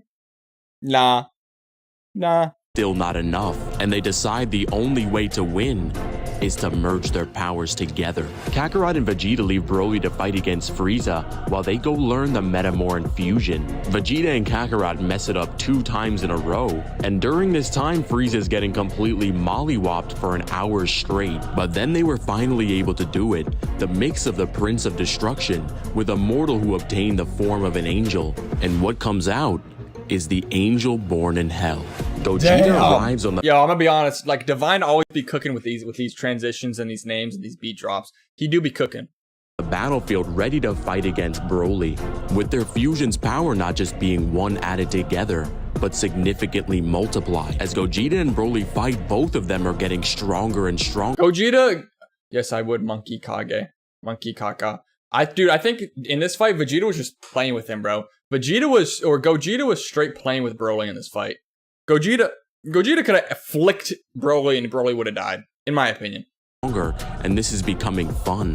But let's take a step back and think about how crazy this actually is, because Kakarot and Vegeta decide to skip going Kaioken and Evolution Blue, and thought the only way to win was to fuse together. Meaning Broly within only a couple of hours was able to go from base Vegeta to forcing them to use fusion, which is absolutely ridiculous. Broly even forces Gogeta to go Super Saiyan because of how fast Broly is growing. As they continue to fight, their power is going higher and higher, and it's becoming more and more unstable. And as both of their attacks connect, reality has been complete. Imagine MUI Broccoli? Broly? Yeah, MUI Broly would be insane. Or like even just Super Saiyan Blue Broly would be insane. Completely shattered. It was stated that this destruction of reality was super dimensional, which backs up the evidence from earlier. And as both of their powers continue to rise, Broly rises faster as he pulls forth all of his energy, finally bringing out the form that we know so well. Broly explodes with legendary power. Are they able to fuse in UI? Yeah, I mean, they can definitely fuse. At this point, though, Goku couldn't tap into Ultra Instinct like at will. But I feel like Manga Goku and Manga Vegeta, if they fuse now, they would be able. They would know Ultra Instinct. They know Kaioken. They know Super Saiyan Blue. They would know Ultra Ego. They know Intertransmission. Dude, if Goku and Vegeta fused right now, oh my god, dude. And becomes full power Super Saiyan Broly. Broly has gotten so strong that Gogeta's punches even as a Super Saiyan feel like nothing, and forces Gogeta to jump all the way to Super Saiyan Blue to finally put him down. As Gogeta and Broly continue to fight, Gogeta is hitting Broly with every attack in his arsenal, but Broly just keeps getting up. Gogeta realizes that Broly is eventually going to surpass him yet again, and decides to end this. Gogeta charges up his energy for a dramatic finish, as Broly has finally reached his limit, and he knows he's going to die. A legendary battle with a legendary conclusion. This is pretty cool. This was a pretty cool scene. I like this scene. I gotta fast forward though. Before I'm not trying to Broly get, has killed his friends wish on the copyrighted. Dragon Balls to send Broly back to his home world, and this legendary battle is finally over. Kakarot You would think that beam would be a little bigger. Super Saiyan Blue Gogeta. You would think that beam would be a little bit, maybe just super concentrated. states that Broly's power might have even surpassed Beerus himself, as Kakarot and Vegeta get stronger and stronger, unlocking brand new forms, and even Kakarot's son unlocking a brand new beast form. Broly's been training on Beerus's world. As Gohan concludes his strongest battle in history, it was stated that perfected Cell Max might be even stronger than Broly, meaning What? No way! That means Gohan is stronger? Gohan is stronger than Broly. Oh my god. Yappa, are you still in here, Yappa? What do you think about Gohan's transformation? Chat, what do you guys think of Gohan's transformation? Have you guys seen that movie? Oh my god, bro, that shit pisses me off. Broly at this current point is the strongest Saiyan in history. Overall, Broly would scale to Complex, multi-outer versal, infinite, irrelevant.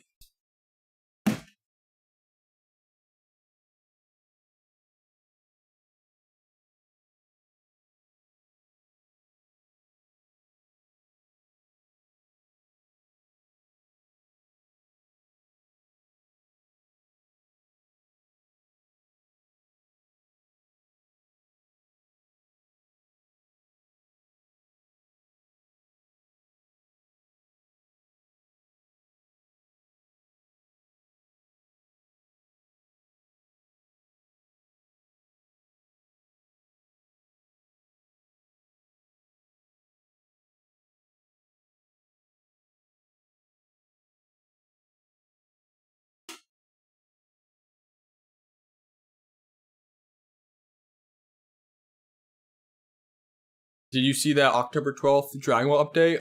Yeah. I don't know. They might... Dude, if the anime comes back, that would be sick. Yeah, if the anime came back, that'd be sick. But guys, think about that. Complex, multi, outer versal, infinite, irrelevant. What does irrelevant even mean? Irrelevant as in like he's so strong, it's just irrelevant who he fights?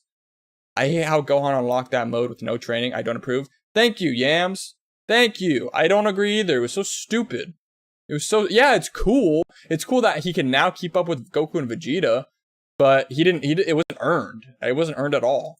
complex multi to outer versal depending on which argument you want to take, with infinite to irrelevant speed.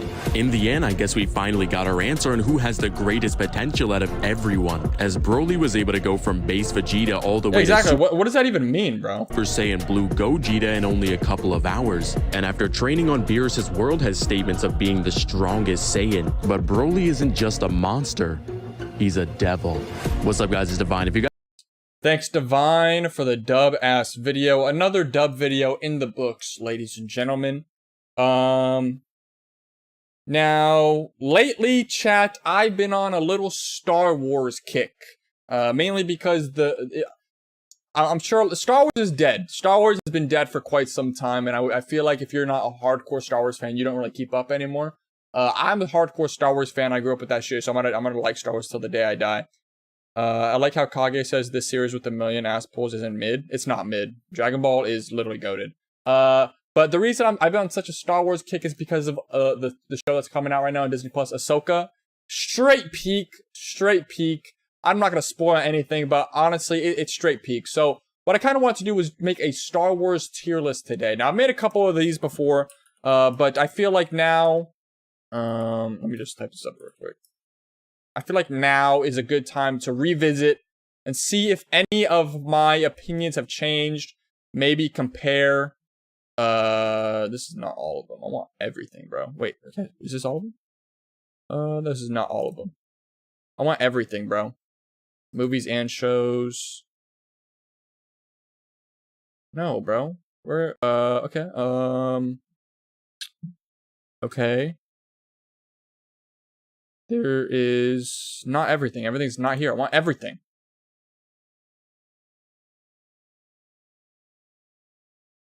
Okay. Here. Okay, we're good. All right, here we go, chat. So like I said, guys, I've been on a little Star Wars kick lately. And I think I want to make like a good quality Star Wars tier list. So here we go. First things first. I think we should start in episodic order. Starting with, and you guys can rate these as we go. Anyways, Vengeance is S tier. We'll get to that. You need the games in the tier list too. Ooh, is there one? Is there one with the games? Movies and series. I don't think the games, but I can rate the games. I'll rate the games. It doesn't say games.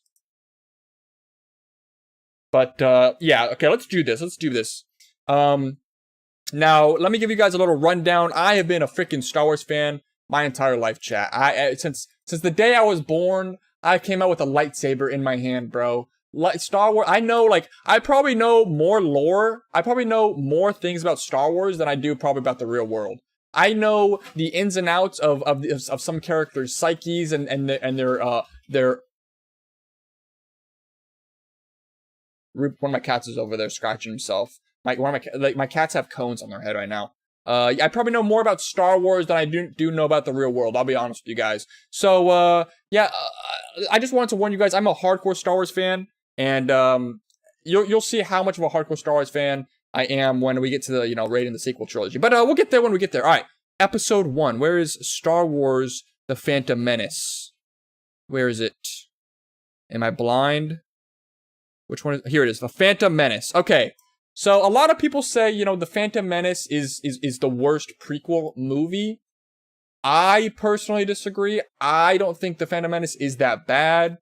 I would like, I do wish that Anakin was Hayden Christensen in this movie, like a young teenage Hayden Christensen. It would have made more sense. With the whole love story with him and Padme, it wouldn't have been as weird because, there's a 10-year difference. He's like 9, she's like 19 in this movie. It's weird. I'm going to be honest. I don't like it. So if they would have just cast Hayden Christensen in this movie, it would have fixed a lot of problems in my opinion. But I don't think this movie is actually that bad. The final scene is good. The final fight is great. The Duel of the Fates song is great. The pod race scene still holds up today, in my opinion. I think it's great. We get an introduction to Darth Maul, Qui-Gon Jinn, one of the coolest Jedis, Ewan McGregor as the GOAT Obi-Wan. I'm gonna put this one in C tier. Now, I'm gonna say right now, a lot of these are subject to change depending on where I put the sequel movies. So we'll get to that. Yeah, but I don't think The Phantom Menace is that bad. B tier? That's what I'm thinking. I mean, I'm thinking for me, it's right now either between B and C, but I'm going to put C for now. And like I said, things can change in the future. Let's play some music for you guys, chat. So now, Episode 2. I personally believe this is the worst one out of the prequel trilogy. The dialogue is horrendous. It is shit. Watching the Padme and Anakin love story scenes, it's so cringe. It's so bad. It's damn near unwatchable. I'm gonna be honest with you. But everything else in this movie is pretty good. The beginning scene where they hunt down that bounty hunter, flying through Coruscant.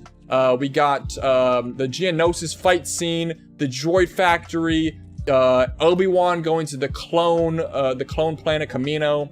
It was great. So, but the thing is, like, I'm telling you, and trust me, I love the prequels too, and I love this movie, don't get me wrong, but it is hard, it is difficult to sit through the Padme and Anakin scenes. Every single time I watch those scenes, I physically get an ick. Like, it's uncomfortable to watch. He should have clapped out, hey, yo. Yeah, stuff in F tier. I wouldn't say this is F tier, because everything besides the Anakin and Padme love story is pretty good in this movie. But that is such a big and integral part of the whole Star Wars mythos, Anakin's relationship with Padme, and they fumbled it, bro. They fumbled it so hard. So as of right now, I'm gonna put it in D tier. But like I said, guys, it's subject to change. I'm telling you, it's just hard to get through those Anakin and Padme love scenes. It's hard, chat. It is hard. Next one. Need I say more, chat? If you're a big diehard Star Wars fan, you would know that, you know, it's peak. This is straight peak. Revenge of the Sith is easily the best out of the prequels. Yeah, you know, it didn't... let's be honest, the prequels didn't do a good job justifying Anakin's turn to the dark side. But that's why we have the Clone Wars and we have all this other expanded stuff, which is great, which really helped. But... You know, the one thing I will say in Revenge of the Sith, you know, Anakin's turn felt rushed. For sure. For sure. But other than that, the soundtrack, godly. I listened to the soundtrack while I'm in the fucking gym, bro, hitting the weights. The duels in this movie, peak. Oh my god. The costume design, peak. Everything is straight peak about this movie, except Anakin's turn. And, yeah. But I personally, I like Anakin's turn. I understand his character after watching more like deep dive videos, after watching other like Star Wars projects. You understand it a lot, especially watching Clone Wars. Clone Wars is a big help too, for sure. Monakage, is Darth Vader the GOAT or nah? Yes, for sure. Darth Vader is the GOAT. And I actually want to run a little polly poll real quick. Chat. Is Darth Vader the most iconic villain of all time? I think he is.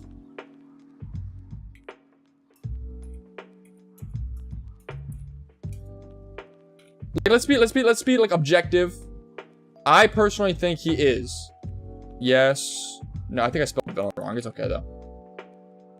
I personally think Darth Vader is the most well-known, popular villain in fiction history, bro. I also personally believe the story of Darth Vader is the best ever written. That's just me though. That's just me. Personal opinion. But yeah. Revenge of the Sith, easily S tier. Just the Obi-Wan and Anakin fight scene alone it makes this movie an S tier for sure. Let me see this poll. I want to see this poll. What do we got here? Yes, 60% of you say yes. What for the 40% of you that's saying he isn't, who would you say is the most iconic? You can say Joker, maybe. But everybody knows Vader's breathing, bro. Everybody. Alright, let's keep moving. Episode 4. Episode 4. A New Hope. The one that started it all. I think A New Hope, personally, for me, A New Hope has a vibe that no other Star Wars movie has. Because obviously it's the first one. And it feels so gritty and realistic. Because everything is real. It's all props. And I think that's pretty cool. The one thing that this movie lacks is obviously like lightsaber fight scenes. But it's the first one. You know, you gotta let it... You gotta give it some leeway for sure. Goated movie. The thing that started it all. It's crazy how the first one did so well. You know what I'm saying? Like, they did it so well. And they expanded off it. Doing it even better. Death Star, we get Darth Vader, we get old Obi-Wan, we get Luke, Leia, Han, everything. It's all great. Bro said Goblin, the Green Goblin? They shouldn't have killed off Darth Vader. That was just the whole point, though. That's part of the story. It makes everything so good. Me, personally, I think the most iconic is Green Goblin. So if you went to China, right? And you said, hey, do you know this person? And you showed them Green Goblin, you think they know that.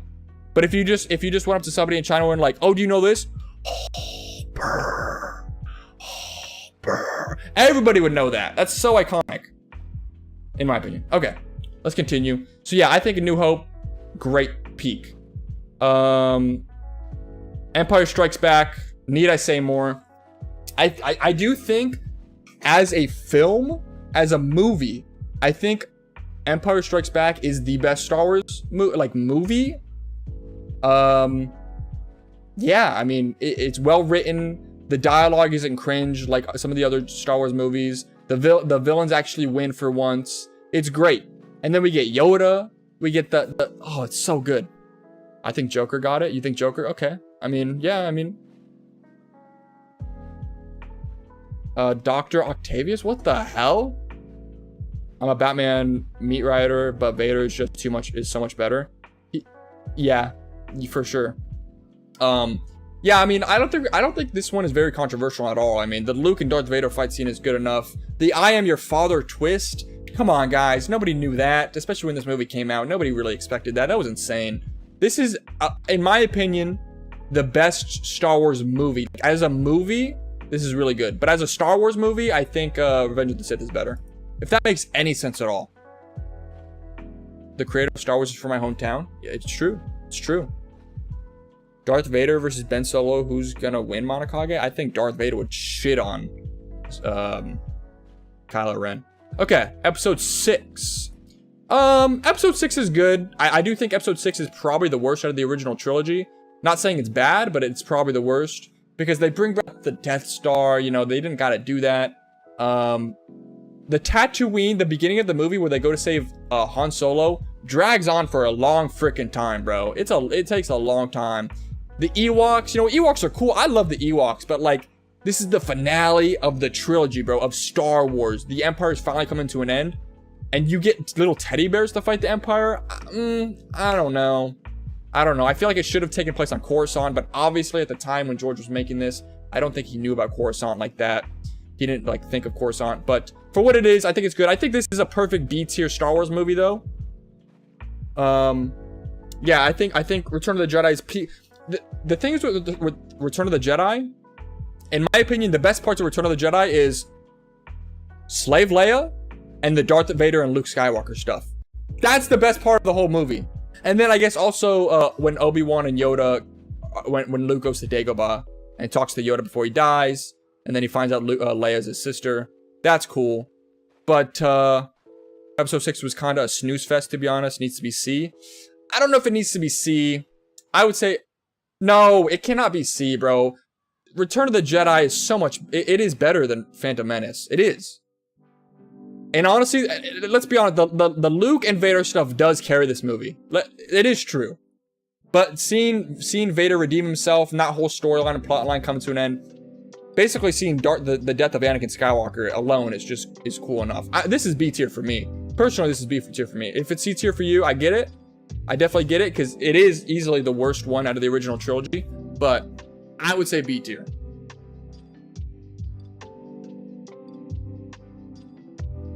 Root Beer wanted to say hello. Say hello, Root Beer.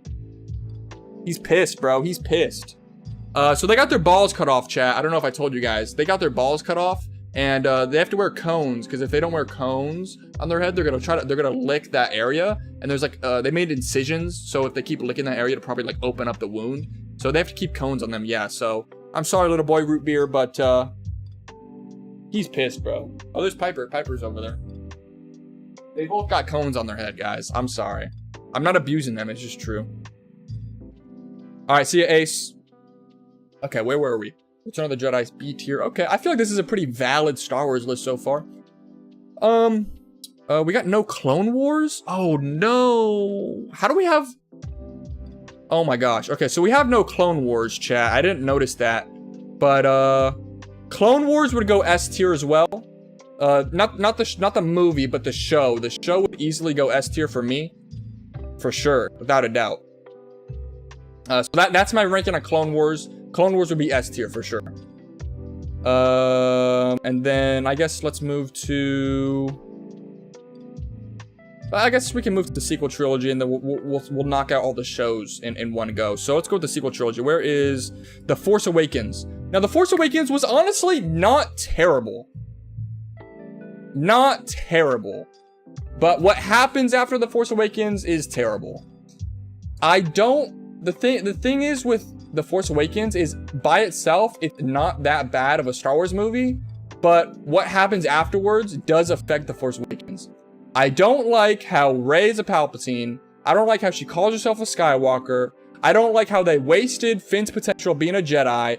I don't like Kylo. I mean, Kylo Ren's cool, but he's literally a bad guy just to be bad. They never explain why he's a bad guy, why he turns to the dark side, other than the fact that he wants to finish what Darth Vader started. But he doesn't understand that Darth Vader is Anakin Skywalker, and Anakin Skywalker turned back to the light side in the very end.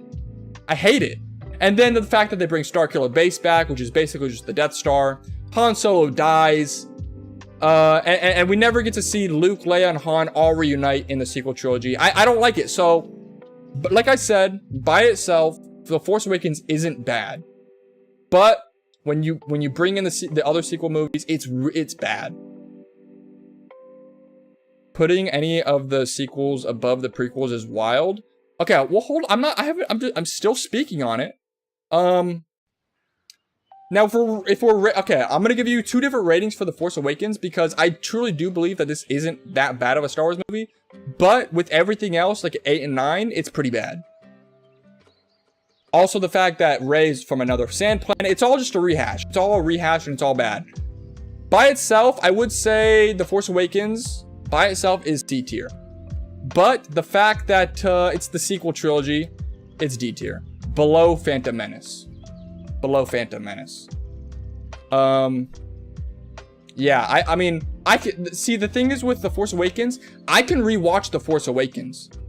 Any of the other sequel movies, I cannot rewatch. It's just that bad. So, you know, it is what it is. And I've actually seen The Force Awakens more than any of the other sequel movies. Next up, The Last Jedi. In my opinion, the movie that ruined it all. Do I really have to say anything? As a movie, it looks great. This is probably one of the best looking Star Wars movies. Why they kill off all the OG characters though? I can't tell you, chat. I couldn't tell you. I don't know. We didn't even get them all reunited. No, they just instantly killed them off. I heard Lucasfilms is getting back the rights to Star Wars. Maybe it's that. Japan, I heard that too. It's a rumor. It's fake. That's not happening. That is just straight up not happening. Getting back to The Last Jedi. It totally killed Luke Skywalker's character. It makes no sense why Luke Skywalker would try to attempt to kill Ben Solo. Even think about it. I don't even know why he would even think about it. Rey being a nobody is better than her being a Palpatine. Once again, Ben Solo being a bad guy just to be a bad guy is stupid. And the whole Canto Bite scene is stupid. And we get Finn wasted as a character. Luke Skywalker dies for no goddamn reason. Leia as Mary Poppins can fly through space and survive the vacuum of space. I don't like Rose Tico. No, I'm sorry. It is, I will say, the best visually looking Star Wars movie in my opinion. Everything else, it sucks. I don't like it. I hate it. I hate it. I hate it. I didn't like it. Not a fan. Next up, Star Wars Episode 9, the finale of the sequel Disney trilogy, The Rise of Skywalker. What did you guys think about this one? Did you guys ever see this one? I have some friends that are diehard Star Wars fans, but after they watched The Last Jedi, they just couldn't bring themselves to watch The Rise of Skywalker. I can tell you a little story about The Rise of Skywalker. I remember seeing that movie in theaters with, yeah, I remember I went to go see that movie in theaters, and it was a packed theater, obviously. So I was sitting right next to some random guy, and I remember at the last 30 minutes of the movie, I was sweating. I was physically sweating because I wanted them to end the movie sooner, so they didn't ruin anything else. And I remember asking after the movie was over, I remember asking the guy that was sitting next to me. I was like, "Did you like that movie?" And he was like, "No, that was the worst thing ever. They ruined Star Wars." Something along those lines. It was along those lines.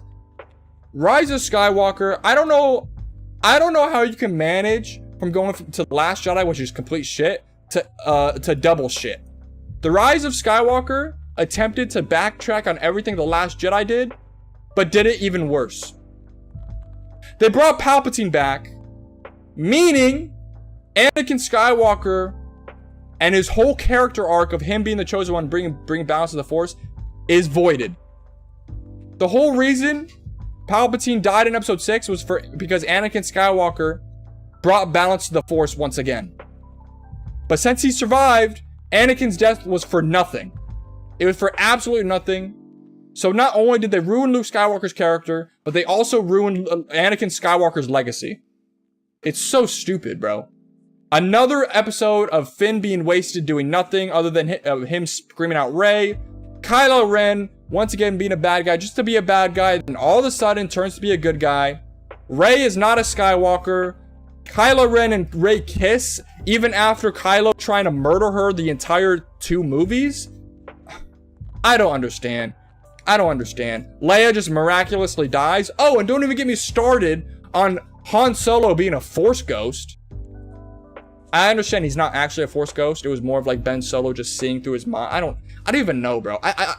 The Force. Explain it through the Force. I don't know. F tier. Both these movies are absolute F tier.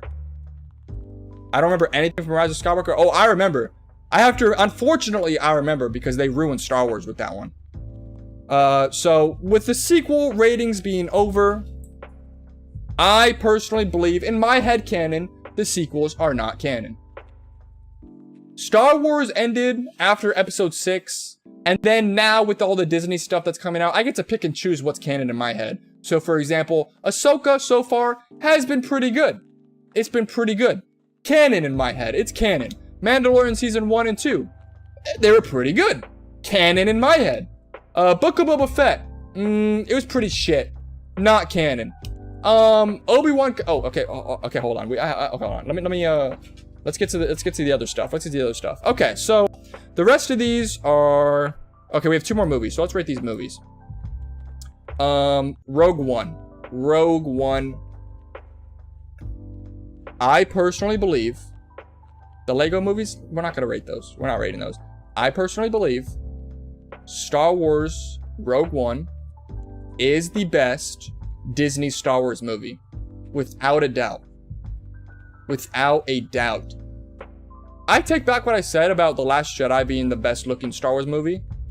Rogue One is the best looking Star Wars movie. With the cinematography for this movie is so good. It's so good. And the crazy thing is, it's just a band of misfits, like some random characters that I ended up liking at the end. They all die, which is very unfortunate, but it's actually kind of cool that they die. And then the end scene of Darth Vader, the hallway scene. Do I even need to? Come on, it's for me. It's borderline S tier, but I'm gonna contain myself and put A tier. I think this is the best Disney has done movie wise, since they've gotten the rights to Star Wars for sure. I think Rogue One's pretty good. Let me know how you guys think about that, though. Next up, Solo, a Star Wars story. I've seen this once. I don't really remember too much about it. I know I don't remember it being horrible, but I don't remember it being great either. So I don't think it's on the level of Return of the Jedi. I would probably put it around Phantom Menace. It's probably not as cringe as Attack of the Clones.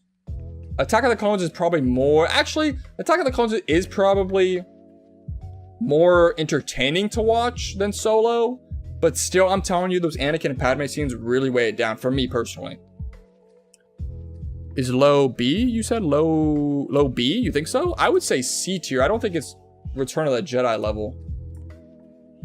The thing is, Japan, I don't really remember anything about this movie. I don't really remember anything besides the fact that Darth Maul had a little cameo, and yeah, I'm gonna be honest, I couldn't even tell you how this movie ended. I don't even remember. I know they do the Kessel Run, but I don't remember. And the girl, she's a baddie. She's a baddie. Yeah, I mean, I'd probably have to give this one another watch to see if it's actually good.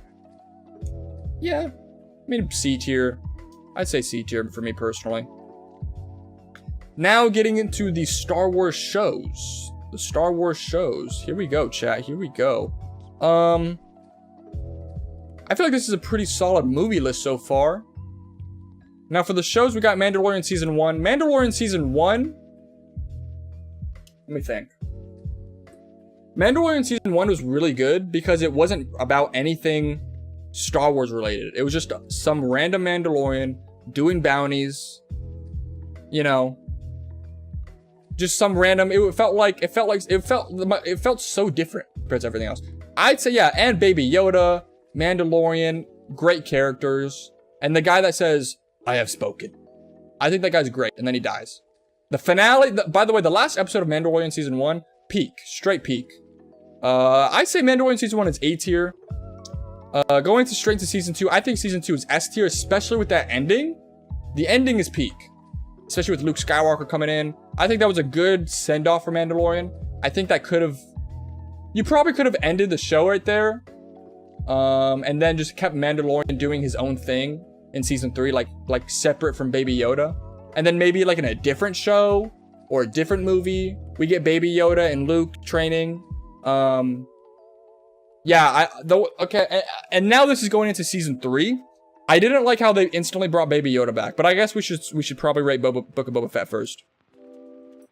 I didn't like Book of Boba Fett. I didn't like the way they portrayed Boba Fett. I understand he went through character development with the Tusken Raiders. That's not really what I look for in Boba Fett. I look for this man to be a badass.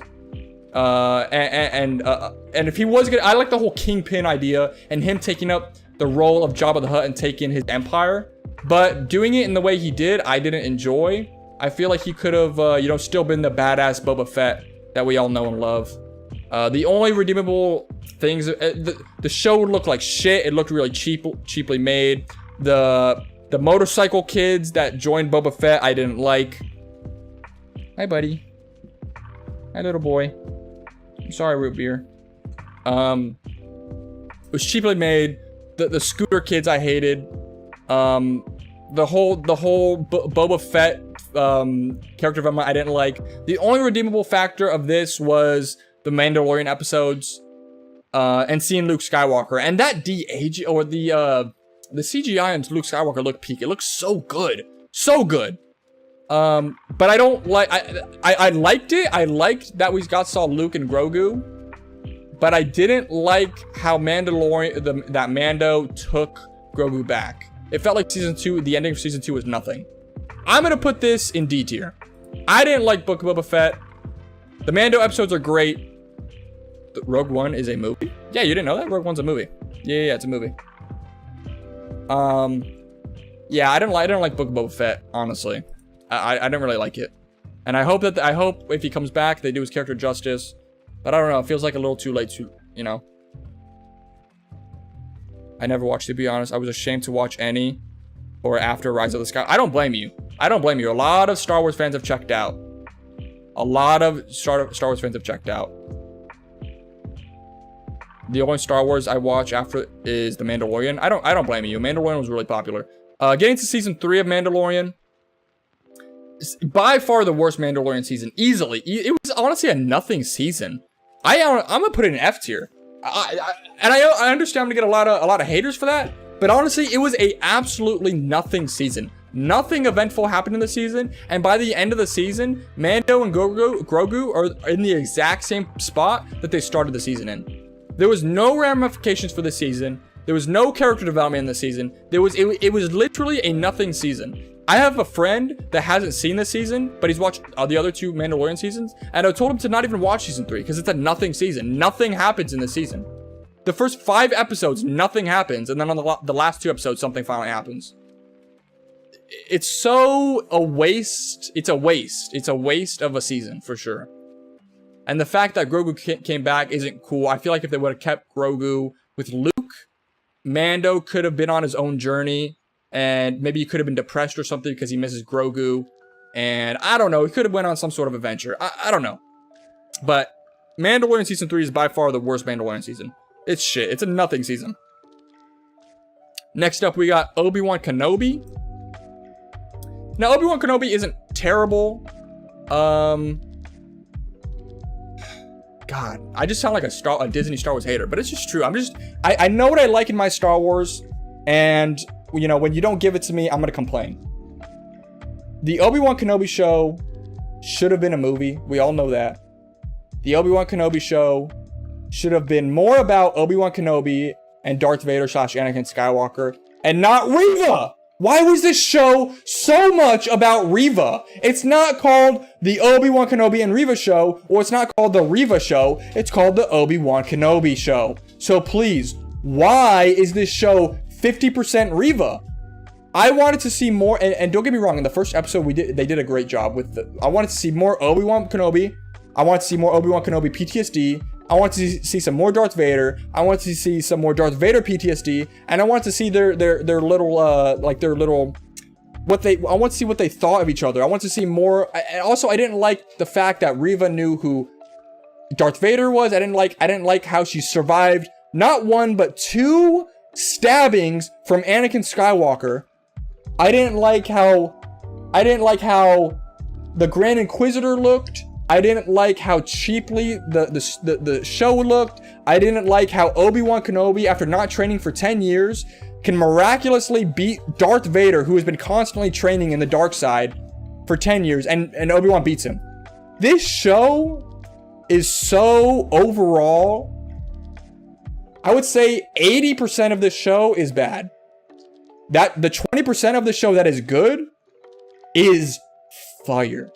Okay, now I'm gonna tell you what I like about the show. The Obi-Wan Kenobi stuff, the Darth Vader stuff.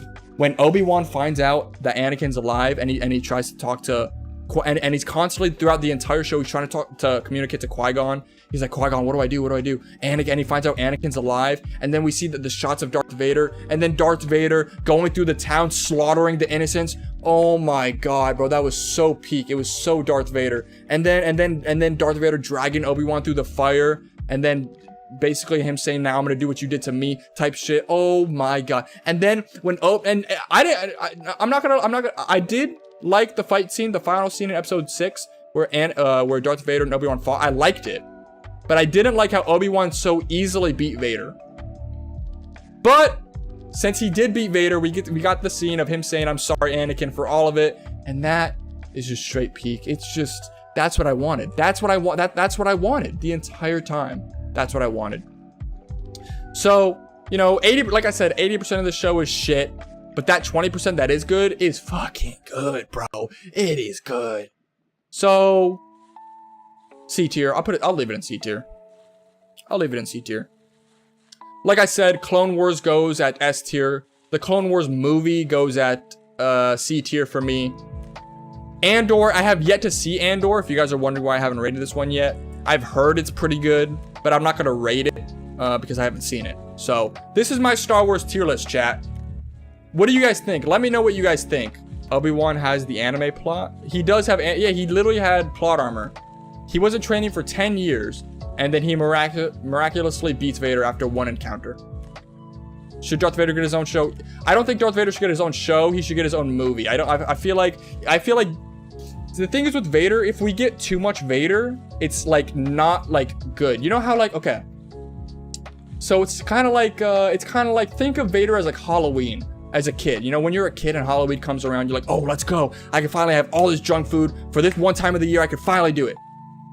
That's how I kind of like think they should treat Vader. You got to treat Vader very like correctly, because if you do too much Vader, it's not good. But if you do too little Vader, you're gonna want me wanting more. So I think with Vader, you got to do a movie, not a show. And also, this is Darth Vader. Darth Vader deserves more than a goddamn fucking TV show. This is Darth Vader, the most iconic supervillain of all fucking time, bro. This dude deserves a movie. Yoda needs his own show. If Yoda's gonna get his own show, it's probably gonna be an animated show. Yeah, but yeah, this is my tier list, chat. I had a fun time making this tier list. This is great. Do you guys agree agree with this tier list, by the way? Who is that? Piper. Buddy.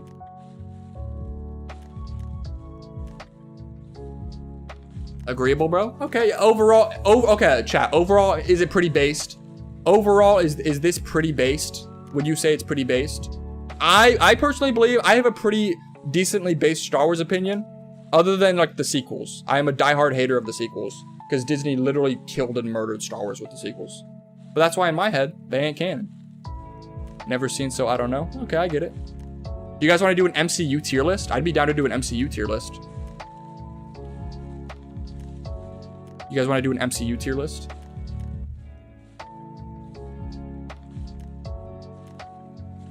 MCU tier list.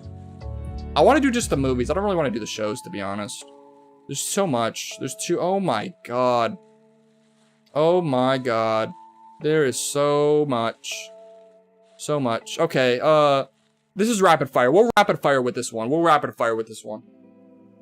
ladies and gentlemen, welcome to Monakage's MCU tier list.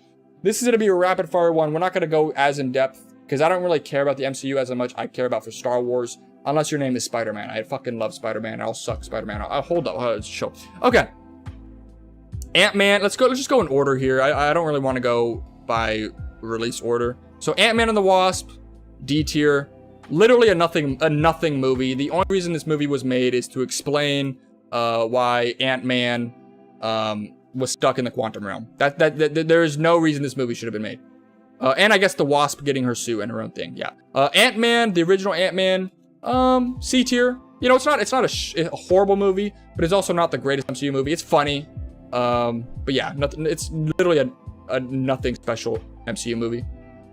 Is the best. Yeah, Spider-Man's the best Marvel. Yeah. Oh, 100%. Spider-Man sells more merch than any other superhero ever. Avengers: Age of Ultron. For me, this is hard.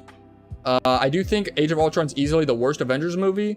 I like Ultron, but I feel like they could have handled its character a little better.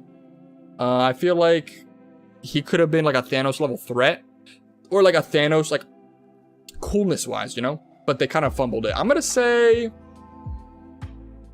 C tier. I'm gonna say C tier because some of these other movies definitely deserve to be B tier. For you know what? Oh, I don't know. Okay, but subject to change, guys. Things are subject to change. Avengers: Infinity War, in my opinion, the greatest MCU movie. The thing is with Infinity War is I can watch Infinity War and then instantly restart it. There are very few movies where I can do that. Revenge of the Sith being one of them, and Infinity War being the second one. I can watch that movie and instantly restart it. We got Thanos, we got the Avengers fighting Thanos. I mean, I don't really have to explain here. Infinity War is great. Captain Marvel.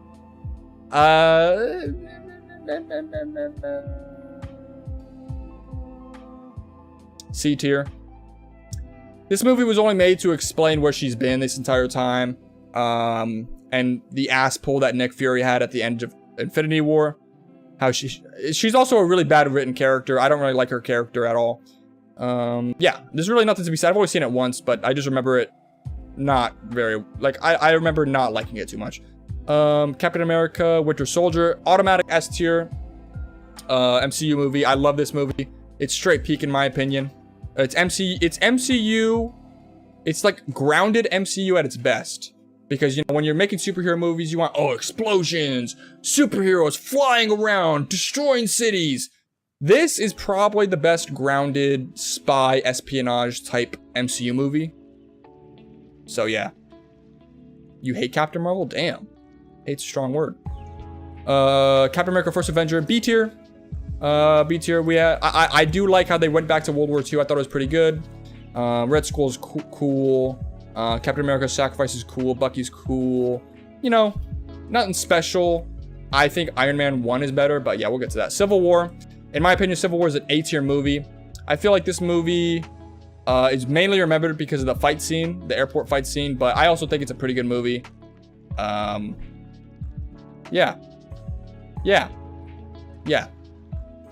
And then we also get Spider-Man. Yeah, you know, it's Spider-Man. So yeah. Doctor Strange, for me, You know what? I've seen Doctor Strange more times than I've seen all these movies below it. So yeah, you know, I'll put Doctor Strange in B tier. You know, his character is kind of... The thing is with Doctor Strange, his character relies on bouncing off other characters. I feel like Doctor Strange as a character is pretty boring, unless he's with like another superhero. Doctor Strange is more of like a supporting character in my opinion. He's not really good in his own movies. But we'll get to Multiverse of Madness when we get there. Avengers Endgame. For me, this is tough. I'm gonna put it A tier. I think Infinity War is better. Because let's be honest, when you're watching Endgame, when you're rewatching Endgame, you're really just waiting. You're just waiting for that end fight scene. I mean, yeah, all of it's cool because you get to they go back and they explore the past things that happened in the MCU. But you're really just waiting for that end fight scene. Guardians of the Galaxy 1, S tier. I don't really think I have to, you know, explain that one too much at all. Volume 2, I think Volume 2 is an A tier. I think first one is better, but I also like the music for both those movies is peak. But I do like the first one a little bit better. Spider-Man Far From Home. This is a nothing Spider-Man movie in my opinion. I understand some people say the argument for Far From Home, but this is just a rehash. Like Peter, I don't really want to go into a rant right now, but I can rate the Spider-Man movies later in a separate tier list. But after, you know, further thought, I'm not too big of a fan of Far From... You know, I'll put Far From Home in B tier. I do think it is better than these two, or these three movies. But it's definitely like bottom B tier, like damn near C tier, in my opinion. Incredible Hulk, seen it once. Don't really remember too much of it. I'm gonna put it in C tier. Nothing's crazy. Iron Man 2. I like Iron Man 2. I personally like Iron Man 2. We got Black Widow. She a baddie. We got Rhodey in this one with his suit. And they team up, him and Iron Man. I think that's pretty cool. And yeah, I don't think this was that bad. Iron Man 3, my opinion, not bad. Or, I mean, pretty shit. Yeah. I mean, it's definitely the worst out of the Iron Mans, for sure. Iron Man 1, S tier in my opinion. It's crazy how they hit it right at the park with the first MCU movie. Iron Man is so good in my opinion. It's peak. Black Panther. Now, I think I've had my opinion public about Black Panther. I think Black Panther is is overrated. Especially that final fight, the CGI is so bad. I'd say it's B tier. Black Panther's cool. And then the villain of that movie is cool too. But that's really about it. Yeah. I don't really remember much of this movie though. That's what's crazy about this movie. You're racist? See, exactly. And see, okay, so I'm gonna go on a little rant here. I think, and obviously I'm assuming you're joking, but I feel like the reason that Black Panther was rated so high, and everybody loves it, is because it's because of the all black cast, and they didn't want to be called out as racist if they didn't like that movie. So yeah, Black Panther is still on IMDb, I believe, the highest rated MCU movie, which is just not true. Black Panther is not the best MCU movie. It just isn't. And we all know that, but everybody just refuses to say it out loud. Infinity War is so much better than Black Panther, but nobody will say it. Nobody will say that Black Panther, everybody says that Black Panther is the best. I don't really understand why, because it's not. It just isn't. Infinity War is so much better. Spider-Man Homecoming, for me, A tier. I actually like Spider-Man Homecoming. Yeah, I mean, I can say a lot more about the whole MCU Spider-Man trilogy, but I think I'll save that for a different video. Thor 1, B tier. After watching Thor Love and Thunder, Thor 1 definitely gets a bump up a couple, we only saying that for respect for Chadwick. Oh, we love Chadwick. He deserves all the respect. Thor 1, he gets a couple tiers up just because of Thor Love and Thunder. Shit movie.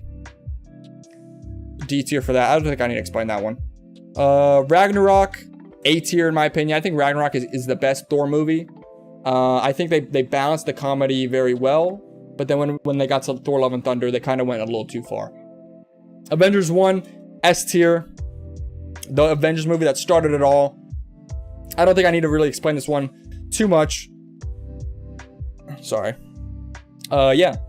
WandaVision. I actually liked WandaVision. A lot of people are starting to turn on WandaVision. I like WandaVision, although what I don't like about WandaVision, or I guess it's not really WandaVision's fault, it's actually Multiverse of Madness's fault. Because in WandaVision, the entire plot was was Wanda having to come to terms with the death of Vision. Sorry, spoiler alert. With the death of Vision, and moving on. And then in Multiverse of Madness, they backtrack on that character development and she becomes evil. So that's more of Multiverse of Madness's fault. I like WandaVision. I'm gonna say B tier. I actually really like that show. Falcon and Winter Soldier. Very forgettable. Honestly, it's a C tier. It's a C tier show. The villains were shit. Very shitty villains. And the fact that that Sam tried to justify the villain's actions, I'm sorry, bro.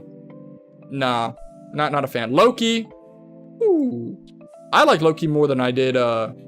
Honestly, Loki's going S tier, bro. This is my opinion. I understand most people wouldn't put Loki S tier. I really liked Loki, bro. It was so good in my opinion. Watching that show week by week and seeing the one above everybody, or whatever the heck his name is. Seeing Kang though at the end was so crazy. Would have been cool if the Red Skull came back for that movie. Shang-Chi's really good. I mean, actually, I would love to put Shang-Chi on A tier, but the fact is, I've only ever seen Shang-Chi once in theaters, and I've never watched it since, but I remember it being a really, really good movie. It's definitely better, I would say as an MCU movie, it's better than Doctor Strange, but it's not as good as Far From Home. I don't know. For me, it's hard. Shang-Chi's hard. It's high B. It's high B. It's high B or very, very, very low A. Around there. Black Widow, a waste of a movie. And I feel so bad for Scarlett Johansson. She finally gets her MCU movie and it's shit. I'm so sorry. What If? Didn't really care about What If. Honestly, C tier show. Hawkeye, F tier. I'm going to fly through some of these. Eternals. D tier. Ooh. Let me cook real quick. Spider-Man Far From... Or No Way Home. Spider-Man No Way Home. Now, if this was me... Now, if I just walked out of the movie theater, I would instantly put an S tier. But as time has gone on, I have realized that, yeah, I still love this movie. But the amount of plot holes in this movie cannot be overlooked. Just because Toby and Andrew came back for this movie, you cannot ignore the amount of plot holes in this movie. And because of the plot holes, this movie does not get S tier. It is A tier. I love Toby and I love Andrew and I especially love Toby. That's my fucking childhood right there, bro. But the plot holes in this movie make this movie not as good. But it's still peak. I love it. It's my favorite. It's my favorite out of the MCU trilogy.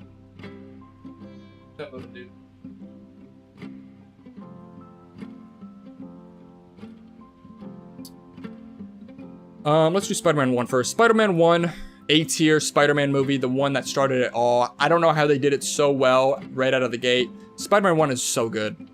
Spider-Man 2 is a S tier Spider-Man movie. It is the best Spider-Man movie ever made, in my opinion. Yeah, I mean the lessons, the character development, the Spider-Man no more references. It's all there. It's all great. Spider-Man 3, B tier. I love Spider-Man 3. I know it's funny. I know it's wacky. They kind of went a little too far, in my opinion. Too many villains, I agree. But Spider-Man 3, the memes, honestly, Spider-Man 3 just holds a special place in my heart. Amazing Spider-Man 1, B tier, in my opinion. I love Andrew, and I think Andrew does play a better Spider-Man than Toby, although Toby plays a better Peter Parker. Yeah. Amazing Spider-Man 2, I'd rather watch Amazing Spider-Man 2 than all these movies down here, so yeah, Amazing Spider-Man 2 for me, C tier. I love the costume. The costume is peak Spider-Man costume, by the way. It's the best live-action Spider-Man costume for sure.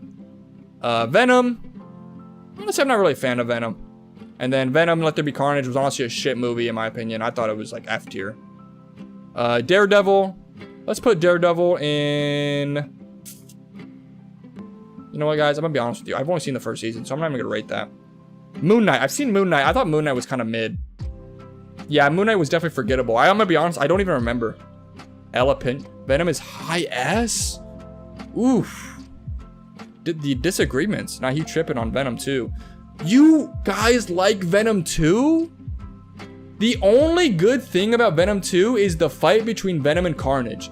Everything else, the 95% of that movie that you're waiting for that fight, I just didn't care. I was waiting for the fight until the end of the movie. There is no second half in that movie. There's a first act and there's a third act. There's no in between. I've only seen that movie once, and I remember it being so boring until Venom fought Carnage. And even then, I still thought the fight was kind of lackluster. If you're gonna put Carnage into a movie, you have to make it rated R. This is Carnage. Venom can pass with the PG-13 rating. Carnage needs a R rating, bro. I'm sorry. I'm gonna stick by my guns. I think Let There Be Carnage was D tier. Low-key F tier, to be honest. The second movie is high C. Respectfully, I'm gonna disagree. Multiverse of Madness.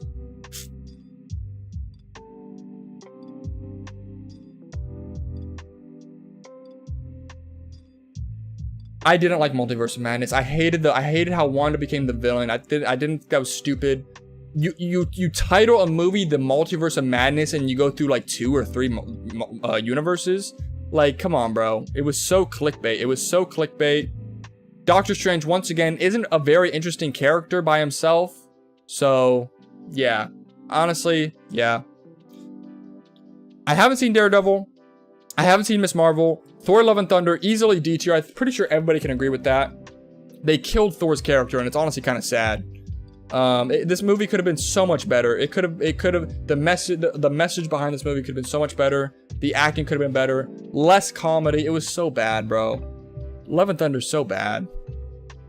Okay, so I haven't seen Daredevil, Miss Marvel, Defenders, Iron Fist, Punisher, Luke Cage, Jessica Jones, She-Hulk, I Am Groot, Legends, I don't even know what that is. Morbius, I've seen Morbius.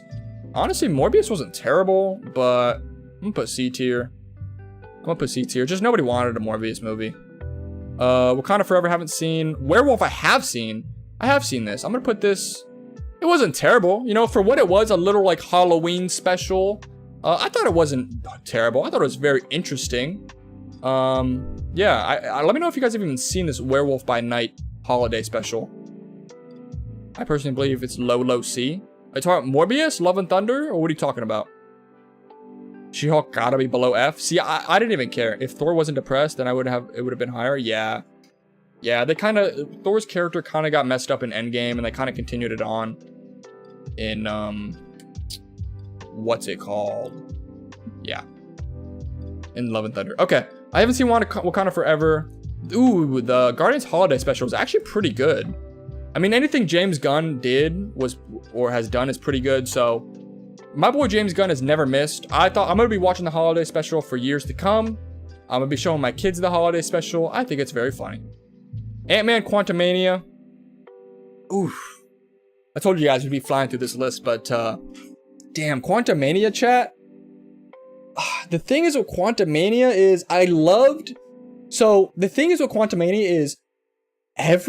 every single scene Kang was in was S tier MCU.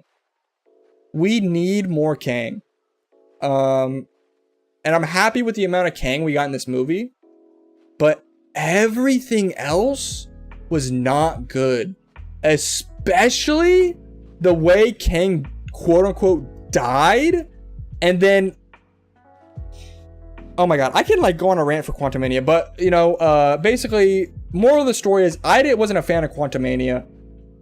I'm gonna put it in C tier just because Kang carries this movie. Kang absolutely carries this movie until he lost, yeah. But we all know he didn't actually lose. We all know he's still alive. We all know it.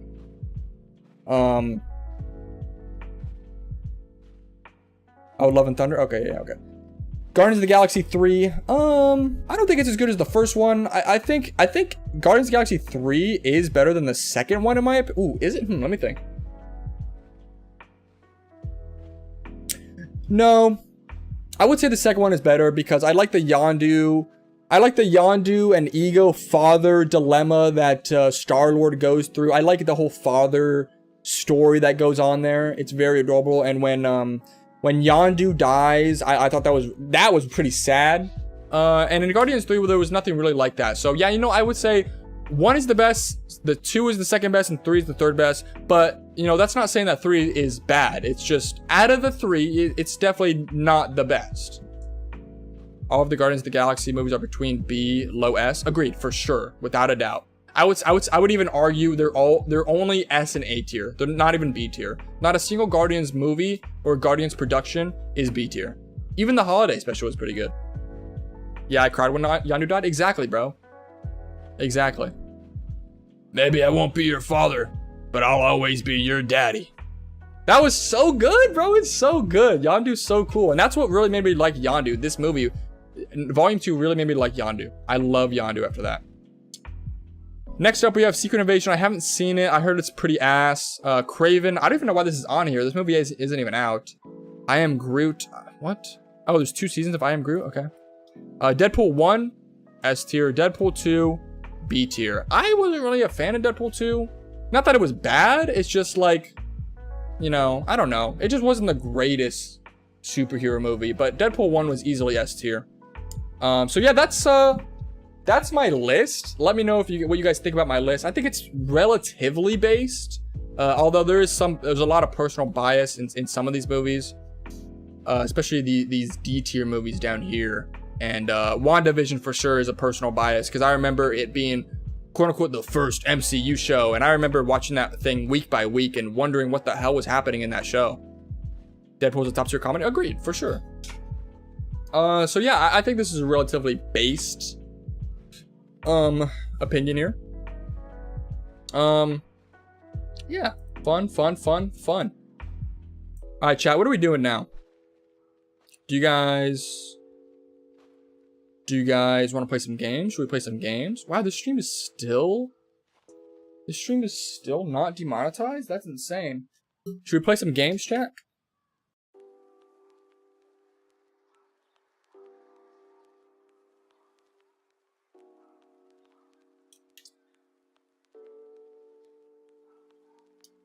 Woo. I don't know if I want to play only up. Should we play only up? I don't know. Let's put out the PlayStation. Let's see what the PlayStation's got to offer. PlayStation's got to offer, chat. Bro, Roopier's just sitting on my PC right now. Do not turn off my computer, by the way. I will murder you.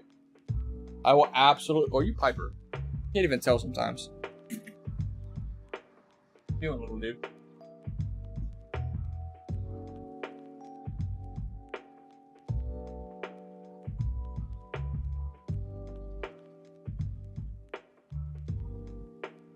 Okay.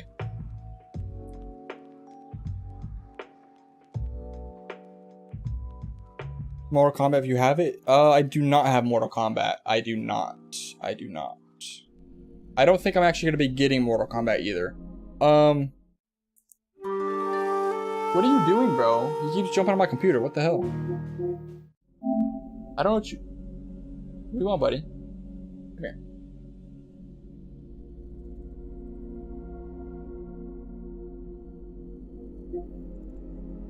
I got you already cut off his balls. It can't get any worse than that. True.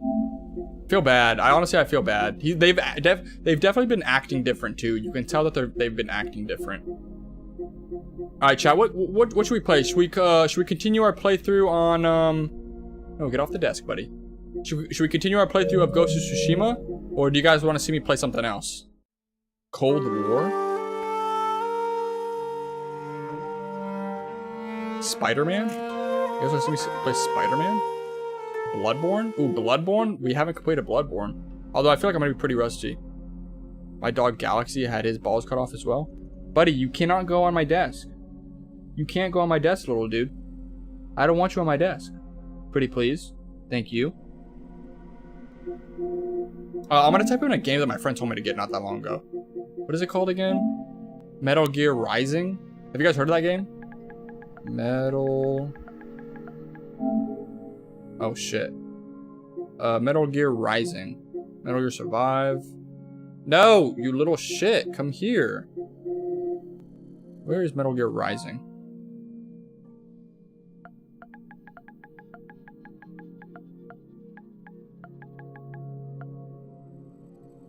Oh, do they not have it for the PlayStation? Oh shit. Oh shit. I might have to play Phantom Pain, bro. Oh shit, I like what I just saw. Metal Gear Rising. I guess it's not for the PlayStation. Interesting. Interesting. Yeah. Yeah, literally. That was literally like, yeah. I don't even know if I want to play games right now, to be honest. I don't even know if I want to play games.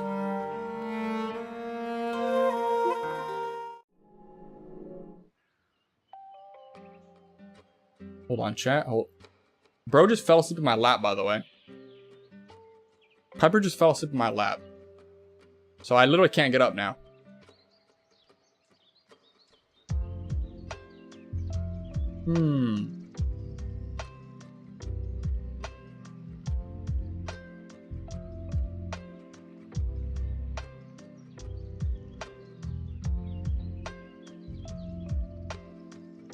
Should we just continue Ghost of Tsushima? I feel like we can just continue Ghost of Tsushima.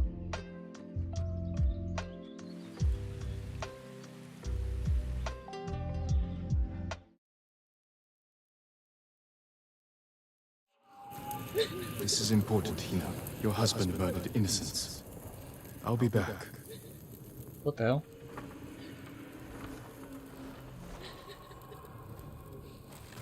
Speak with Masako. Oh yeah, we're gonna do a side mission. I forgot. Oh shit, wrong door.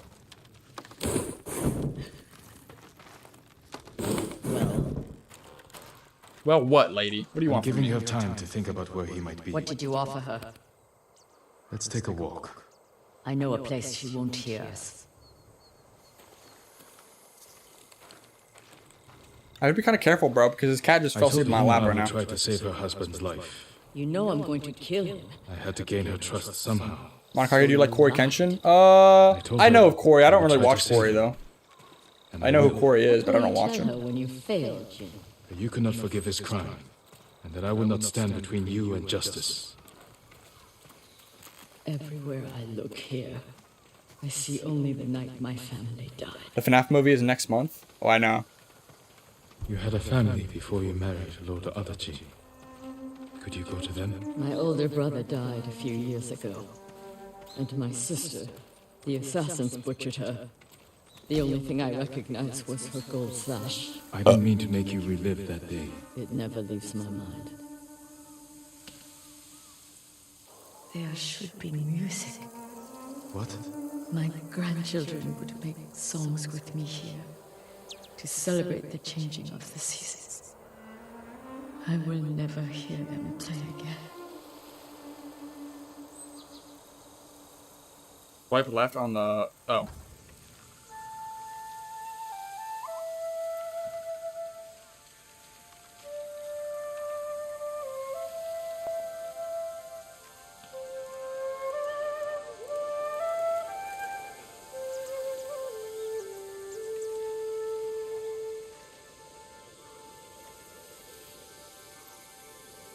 Thank you.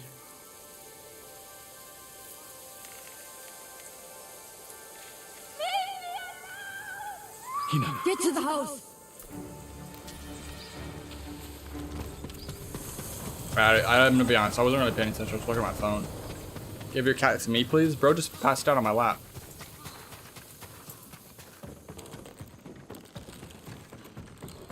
Oh, what the hell? Oh my god, she's dead. Hina. We need her Sucks to children. suck. Now. Better look around. The final boss fight's peak? I don't even know how far I am in the game, to be You must honest. have left a trail.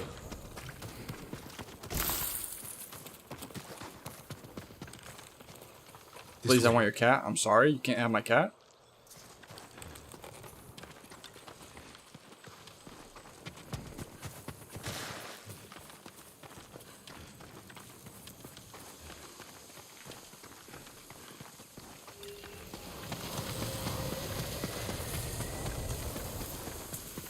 Alright, honestly, I'm gonna be honest, chat. I think I'm gonna end stream. I'm gonna be honest. I'm gonna be honest. I think I'm gonna end stream. I'm kind of bored, to be honest. And it's like really late. And yeah. I think what I've decided to do is stream Spider-Man 2 when. Or you know what? Maybe we should stream Okay, so maybe next stream we should stream Spider-Man 1 in preparation for Spider-Man 2. You know what I'm saying? So yeah, maybe we'll do that. Wow, so you're bored of us? It's not that I'm bored of you guys. I'm just bored. I don't really want to play this game right now. I don't really know what else to do. But yeah, I think next stream, you know what? Next stream, you know, we might react to some videos, maybe do some other stuff. But I want to play Spider-Man in preparation for Spider-Man 2. So yeah. All right, guys. I love you guys. Thank you for joining on the stream. Thank you very much. Make sure to leave a like and subscribe. Maybe check some videos out while you're at it. I love you guys. Thank you for joining. When is next stream? Maybe tomorrow. I might stream tomorrow, but if I do, it's gonna be really late. So yeah, I apologize. It's just streaming late is just what I have to do, guys. Because unfortunately, that's like when I'm open. That's when I'm free. Is when it's late. So yeah, it's just the way it is.